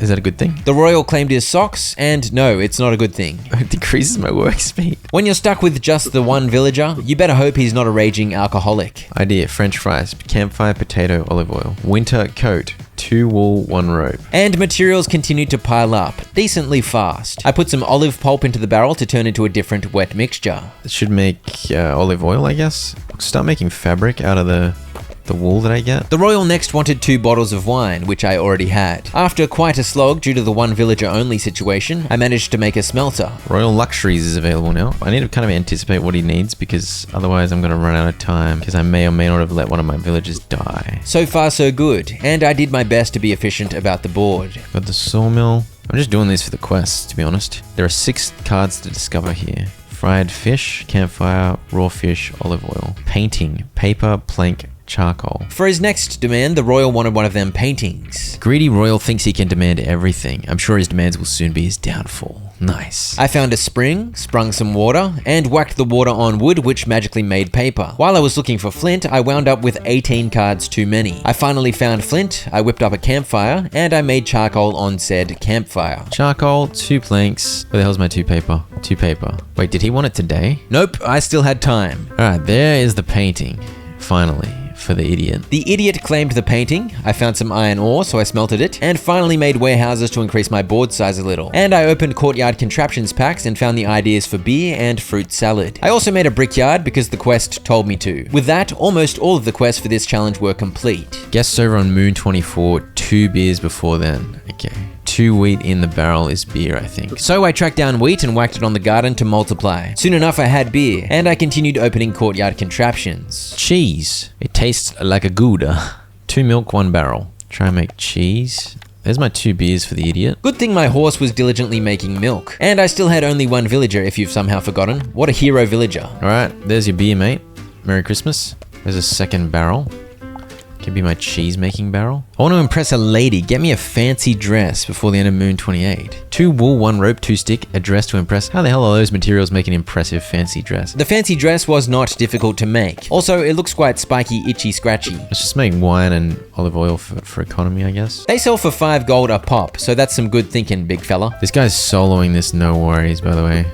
Alright, 1 more warehouse. Once the barrel economy got ticking, I bought some Royal Luxuries packs. Jester's hat, 2 wool, 1 gold bar. Makes you look like a clown. Great. Royal banquet, fruit salad, wine, fried meat. Okay, so I've unlocked everything now.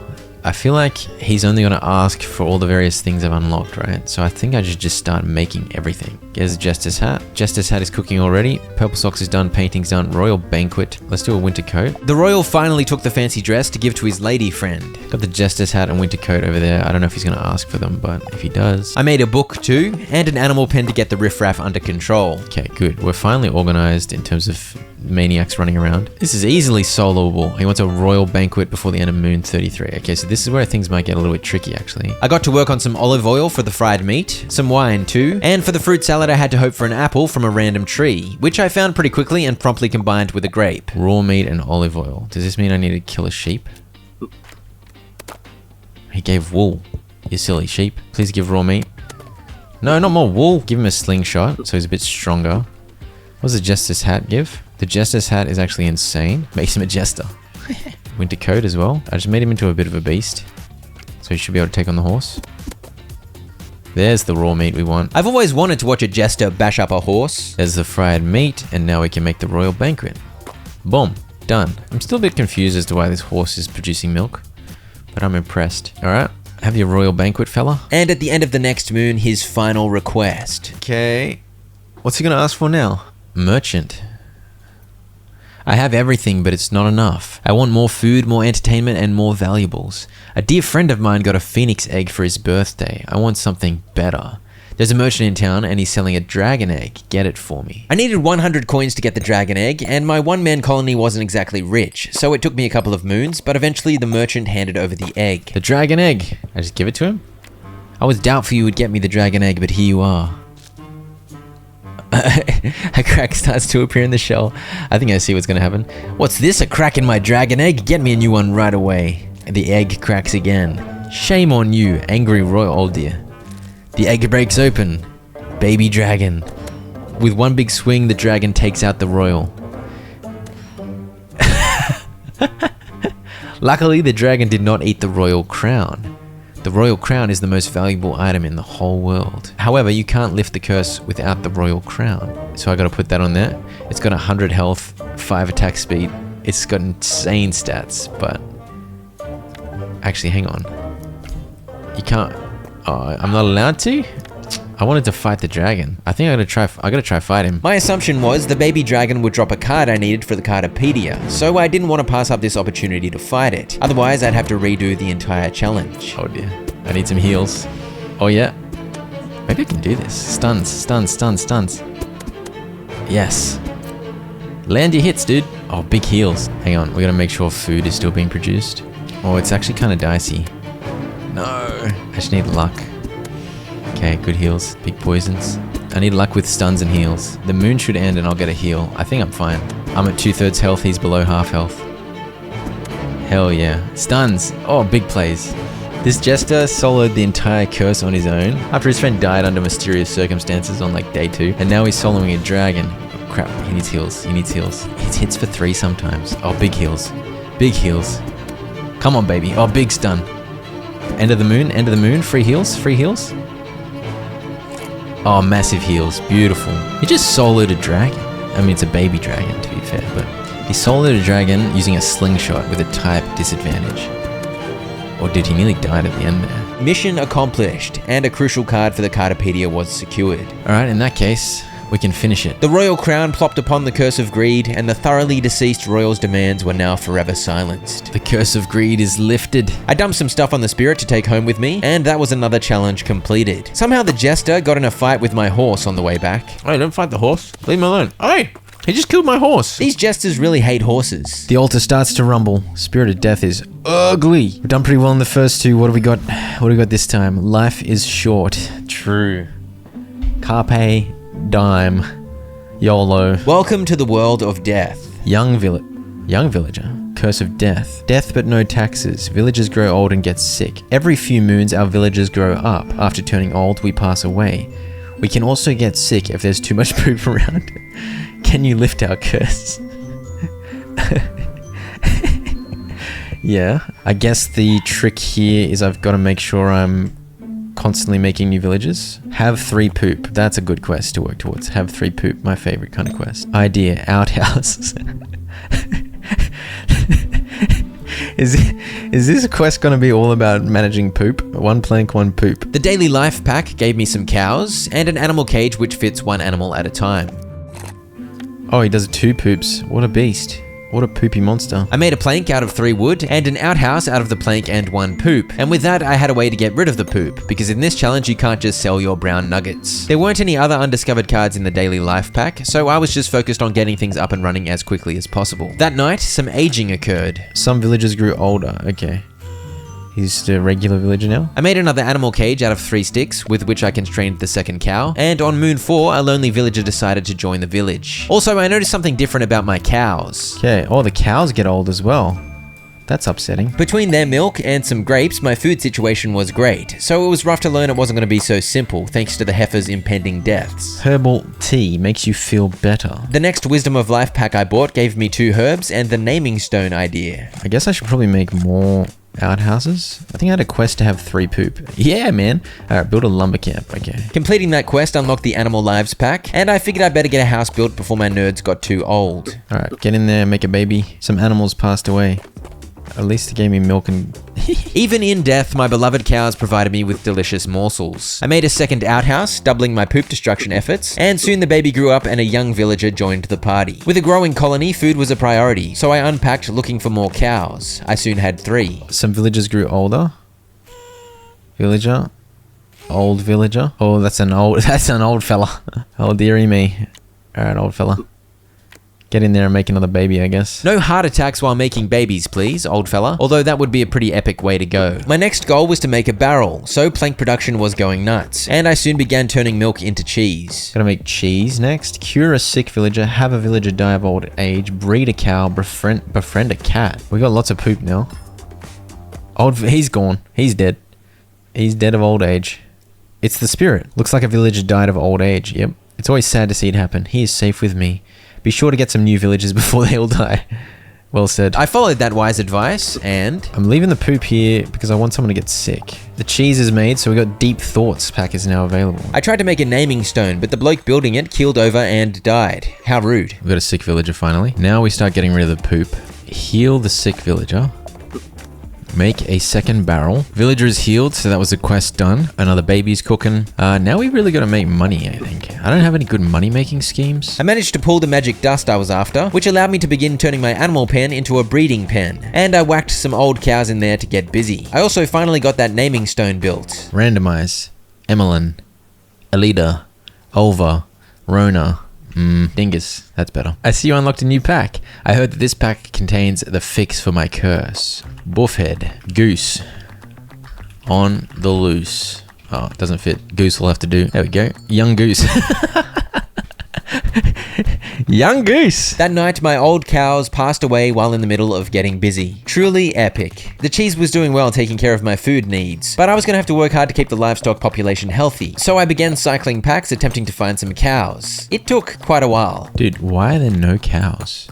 Give me another cow. Yes, okay, breed cows. Good. I began buying Deep Thoughts packs, and unlocked the idea for a scythe, a sewer, and a plague mask. Goober.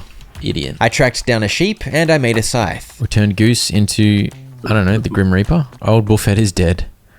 Corpse of Buffhead, never forget. I then began buying the end packs, and this explained why the game had given me recipes for fighting equipment. Enemies emerged from these packs. I got into a situation where I had way too many cards, which is an annoying problem, but ultimately a good sign of prosperity. I continued maintaining both my villager and livestock populations, I slowly got richer, and I built an iron mine. I made slingshots with which I equipped my villagers. I opted for slingshots simply because they're easy to make while still being pretty good, and once everyone was equipped, I resumed opening the end packs. Poop slime. 100% chance to make all enemies sick. I'll send my 2 sick immune dudes. These 2 were immune to sickness as I'd crafted them plague masks. Oh, and I also built a sewer. It magically sucked all the poop towards it at the end of each moon, and got rid of it much faster than the outhouses. I then targeted iron bars from the Deep Thoughts pack, and made my villagers armor at the smithy I'd built. So my guys are getting reasonably strong now? While in some ways this was the easiest challenge of the 3 DLC curses, it was definitely the most work intensive, as I constantly had to generate new villagers and livestock, which obviously can't be automated. So everyone is kitted out with chainmail armor, plague masks, and weapons. So now I'm not so afraid to buy the end stuff. So finally I was actually ready to buy the end packs, and I immediately pulled the final card I needed to discover, some ruins. Explore the ruins is the next quest, so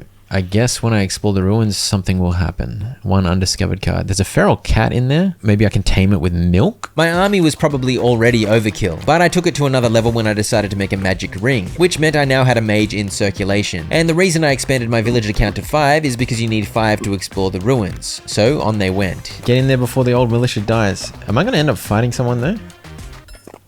I explored the ruins and got a brick. That was a quest done at least. Don't die, old fella. Oh, he's dead. I subbed in a young fella, and the next thing they discovered from the ruins was feline. Oh, we got a feral. No, they killed him too quick. I guess I won't be able to tame that one. And eventually... Ah, the Fountain of Youth. 1 spring, 1 magic dust, one young villager, one old villager. I was able to make one of those almost immediately. But before using it to lift the curse, I sent a crew back to the ruins to kidnap another feral cat. As you might expect, the Fountain of Youth stopped my villagers from aging. Not my animals though, which was rude. And eventually... Oh, no. Okay, slow down. Milk, surely. Okay, nice. Cute and mean, true. With that, I'd completed all the side quests of this world, and it was time to lift the curse. As usual, I was free to take some stuff home with me, so I took the important stuff. A cat, some herbal tea, and some poop shoots. Now the main story was complete, and all 3 cursed worlds too. And my final task was to complete the Cardopedia. You've got a quiver. That helped me complete the final side quest to equip an archer with a quiver, so now I was free to fully focus on the Cardopedia, which started off simple but somehow got rather ridiculous before long. I'm a bit sad I missed so many of these. I'm probably gonna have to redo some of the DLC. No. I started with a fishing rod, a new card, that also helped me make a fisher, another new card. I headed to the island where I gave a monkey a banana to get the trained monkey card. While there, I tracked down some seaweed, which I combined with an omelette to make tamago sushi. That made 110 out of 110 of the island cards collected. Boom, there's my lumberjack. Done. I next had a weapon crafting spree. I made a boomerang, a club, and a crossbow. But then it got a little more tricky. I just realized I wasn't recording, but basically what I'm trying to do is get a catacombs from one of these exploration things. And then when you go through the catacombs, you're guaranteed to get the golden goblet.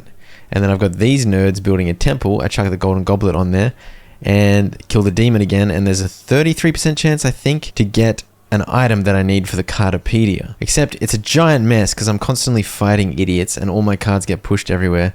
And it's really frustrating me. So I'm having to learn to embrace the mess, because otherwise I'm going to go crazy. Yeah, so I've killed 1 demon so far. We're going to have another one soon. I'm hoping I don't have to do this 55 times, because I probably will lose my mind. Yeah, this was a bit of a grind, no doubt about it. Soon that temple was ready, and I took on demon number 2. And things went exactly as you'd expect. Oh, he didn't drop it! Stop dropping the flame and fire cloak! You stupid idiot. Problem is I have to keep making temples as well, and temples are flaming expensive. Grinding out explorations to find catacombs is tedious. Building temples is tedious, but it's fine. Also, has anyone seen my sawmill? I don't even know where my sawmill is. Where the hell is my sawmill? About 10 minutes later, I was crushing another demon, and luck was in my favor this time. Yes! Okay, thank the Lord. I don't have to do that crap anymore. I'm so happy about that. It's a pretty flamin' good sword too. Look at them stats. I continued going down the alphabetically ordered list of gear, and I had the wiki up to help me figure out what I was missing. No, man! The horned helmet drops from the Demon Lord. I was done grinding demons, but now I was after the demon lords, I guess. These required cathedrals, which need considerably more materials than temples. But once I figured out where the hell all my gold bars were hiding, I got one built. The only other piece of gear I was missing was a mountain amulet, so I crafted one of those. And because I wasn't in the mood to continue grinding for demon idiots, I focused on some of the missing building cards. I made a butchery and magic glue, which supposedly stops stacks of cards from being pushed. I was not impressed. So much for it doesn't move. It does move. Useless. I made a resource magnet, which was more useful. Oh, it's magnetizing all the omelets in the universe. I then returned to the island, back on the grind for the Demon Lord. You're guaranteed to get a sacred chest from the cave, if my memory is correct. You get a treasure map first, which when followed gets you a sacred chest, which when opened with a sacred key summons the Kraken. Light work for the villagers I'd brought with me, and it secured the island relic. Please give me the item I want. So apparently it's a 50% drop chance. After a quick murder, Yes! I got it first time. it was another very juicy piece of gear. Look at them stats. We're done with the original cards. We're done with the island cards. We're done with the Dark Forest now. That was the final one. We just got to get 19 more cards from the DLC. The cards I was missing were mostly foods and mobs and drops from those mobs. I started by returning to the world of greed. The grind for the demon drops plus those other cards was about an hour. But in the hunt for these remaining 19 DLC cards, I didn't know it yet, but I just begun a 7-hour journey of absolute chaos. The goal for this greed world was to get well established and to gear up my villagers a little bit. And then at the end of Moon 19, I did not give the royal what he wanted, because I needed him to send his guards after me. But this was not part of the plan. Oh, I didn't have enough food. Oh, I've just screwed everything up. Luckily, I had a new baby cooking, so I still had a way to regrow the village. And he sent just the one royal guard, a new card for the Cardopedia, and an enemy my single militia managed to defeat. By the next time I ignored the silly royal's demand, I'd repopulated, and he sent a royal archer, another new card, Discovery. I ignored the royal again, and he sent two goobers this time. One of them a royal mage, the third and final royal mob card I needed. And lucky for me, the mage dropped the guard's tunic, the one drop I needed. A successful mission. I took home a giant pile of foodstuff with me, which allowed me to make French fries, pancakes, fried fish, and fish and chips. By this point, I was about 1 hour into the DLC Cardopedia cleanup, but I now needed to kill enemies from the world of sadness, and I discovered you can actually summon the Curse of Sadness to your mainland. That was a dumb idea though, surely. I mean, let's just see what happens if I summon the Curse of Sadness here. This could be a bad idea. As you may recall, when the Curse of Sadness is active, you need to give your villagers happiness at the end of each moon, and if you don't, their demons are summoned. Oh, I can make a puppy here. Alright, so I'm gonna have demons coming tonight. The question is, can my massive army of nerds fight all the demons? This is gonna get me a lot of cards. Oh no!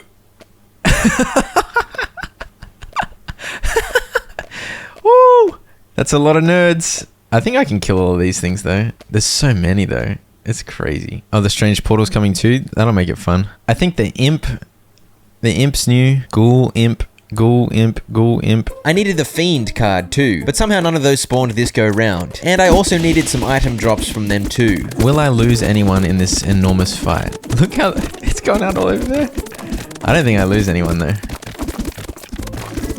I don't think I lose a single dude. Hell yeah. There's 2 things that they drop that I need. No, 3 things that they drop that I need. How did none of those imps or ghouls drop when I need it? Alright. That was a bad sign. Another bad sign was that at the end of the next moon, an increased number of demons seemed to pop out to torment my sad villagers. I at least got a Fiend card discovery this time though. Holy crap. I think someone just did a big AoE. Some of my troops had weapons with a chance to attack all enemies at once, which was quite spectacular against like 700 demons. I got a rag. That was one of the 3 drops I needed, but the other 2 did not come so easy. I allowed the demons to attack for another night. Dude, where are all my cards going? Bro, I think they're spawning more. No, I'm starting to lose people. And this particular fight did not even end before another moon was over. Oh wait, there's more enemies are gonna arrive. Oh dear. Oh no. Extremely annoyingly, the game counted all the enemy cards towards the card cap, so having all these idiots spawned meant I couldn't move on to the next moon without selling a bunch of crap. Meanwhile, my dogs reproduced. I made another dog? Oh, it's not a puppy. It's not a puppy, it's just a dog. You see, I needed a puppy for the Cardopedia, but it appeared I needed to be in the world of death for that. Anyway, look at this absolutely ridiculous fight. A few fellas died in the process. Someone else is dead. Oh, I'm winning. I won. Wait, what? How did that happen? Oh, for goodness sake, bro. Did it seriously not drop? Yeah, you'd think one of the 100 plus dinguses would drop what I needed, but nope. I went in for another night of glory, and then another night. I may be dead here. Oh no, I got the multi-hit thing. So many people have died. Ah dear. The Demon of Sadness? What?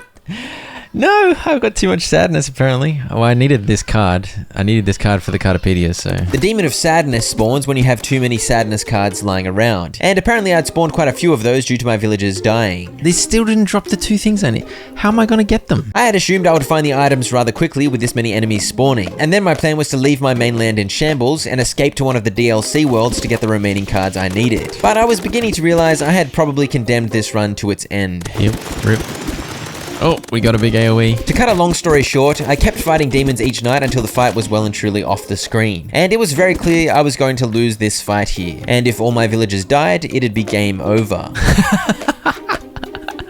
No, man, this is so stupid. I gotta sell 73 cards. Good luck. Just sell omelets then, dude, and see how much sadness we can get.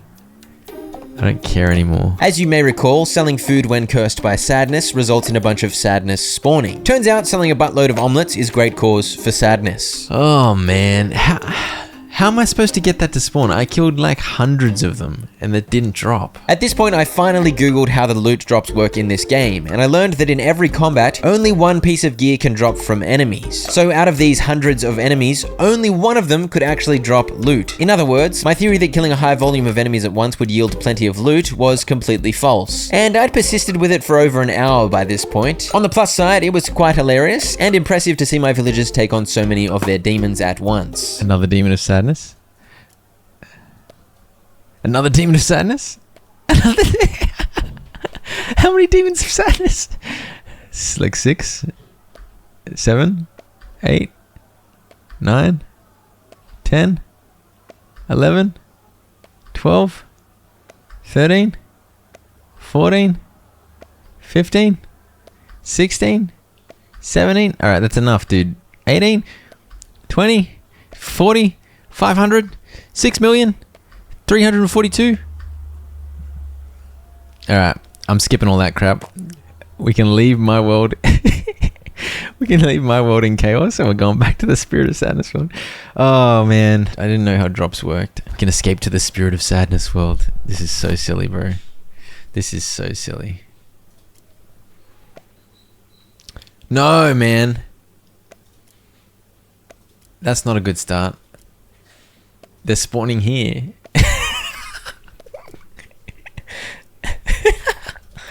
What? How many did I spawn? I only sold like 300 omelets. What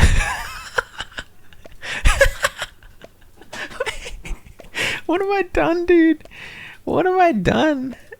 Oh, for goodness sake. I think I know what the right side of my thumbnail is gonna...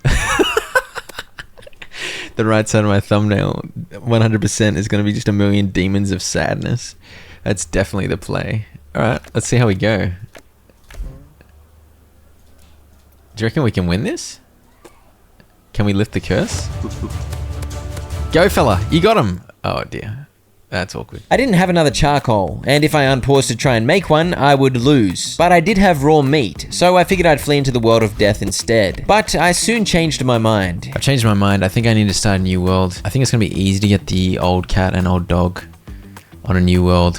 I don't think I'll have to replay the whole thing. And so I returned to the mainland and allowed it to fall into ruin on Moon 230. And the death screen said I only found 5 new cards, which was extremely inaccurate and rude, but whatever. And then I began my third fresh run, with a few very specific cards as my goals. I was rushing, so it wasn't very smooth, though I did tame a cat. And even better, I let one of my villagers die. But no matter, after about 35 minutes, I headed into the world of sadness. This was a long process of getting established and replaying the whole deal, but eventually I got the most important card in the game. Pizza! Hell yeah. Finally, another new card. It's pretty hard to get your villagers decent gear in the world of sadness, but I did my best. And eventually, after over an hour in here, I allowed some demons to spawn, and immediately lost a villager. It initially seemed that demons always outnumbered my troops, and even if one of my villagers didn't die any given night, they'd always take heaps of damage. So I got into the habit of allowing 2 moons to go by so they could heal up, and then on the 3rd moon, I deliberately not have enough happiness and allow the demons to spawn once again. Oh, it's summoning more and more each night, though.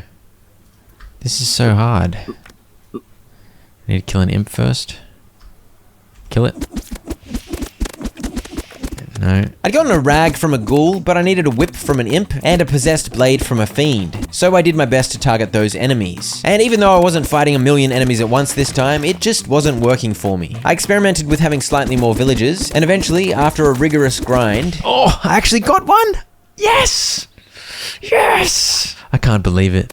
Please don't die. But I still needed a whip, and for some reason, less and less imps began to spawn. By this point, I was only letting one person not get their happiness, by the way, and I discovered the maximum demons a single villager would spawn is 7. So I bolstered my numbers up to 7 to ensure every fight was pretty easy, and before long, it was somehow Moon 75 in this world. But by this point, it seemed imps had completely stopped spawning, and there were no whips to be seen. Eventually, I had to concede this plan had failed. It had gotten me 1 drop, but not both, and the imps had simply simply dried up. And so I completed this sadness challenge, which allowed me to bring back a bunch of stuff to the main world, significantly propelling forward my overall development. So at least all the hard work teching up wasn't wasted. But of course I still needed to hunt down a whip from some imps, so I soon headed back into the world of sadness with a new strategy this time. Go into a mode where we do the start of this over and over again. We just try and kill imps, and we're gonna have to restart every time. I'm worried ghouls are gonna spawn. Yeah, the new strat was rinse and repeat. Get in there, do my best to kill an imp on the very first night, and then restart the whole world of sadness. Before the end of Moon, I tried my best to get a slingshot and wooden shield crafted, so I'd actually be half decent in combat. On the first try, only ghouls spawned.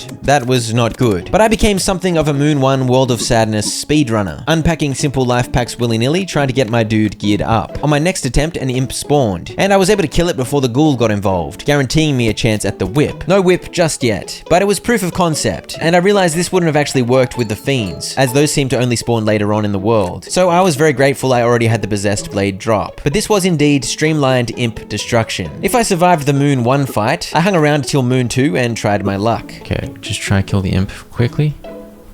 Kill the imp. You didn't kill the imp, you idiot. And you get the idea. I did this 4 more times, and on this particular attempt, my hero villager somehow survived till the end of Moon 3. Oh, we got 4 imps. If we can actually kill some. Kill this one first. Yes! Yes! Yes! Ah, I spent so long in that other world trying my best. This was definitely by far the most streamlined plan. It took me like 2 hours to settle on this strategy because I'm not very quick. But to be fair, I didn't really understand how the mechanics worked. It was actually more than 2 hours. All of the equipment, the whip, and the possessed blade were the tricky ones just then. Now I just need a kitten, an old cat, and an old dog is all I need. Remember that time I bred the dogs and it made another dog? Apparently that somehow counted to get the puppy card. But as I said, the geriatric dog and cat and the baby cat were what I still needed. Back on the mainland, I pulled packs with enemies inside and waited around for the strange portal. And between those, I soon tamed a dog and a second cat to add to the one I'd tamed earlier. I put the cats in a house and soon they made another cat, which got me the kitten card. The final 2 cards require some raw meat. Summon the Curse of Death. Yeah, see, now he's a kitten. There he is. We just gotta wait for this cat and dog to get old, and then I'll have finished the game. This is probably my most satisfying 100% ever, because this, like, getting these final few cards was something else. That night, literally all of my cows died immediately, which was outrageous. But a few moons later... Yes, old cat. Old dog. Yes! Complete! 496 out of 496. That's 100% of the Steam achievements. The Steam achievements is just like the base game, by the way. So I got those ages ago. The hard part was the 496. Complete!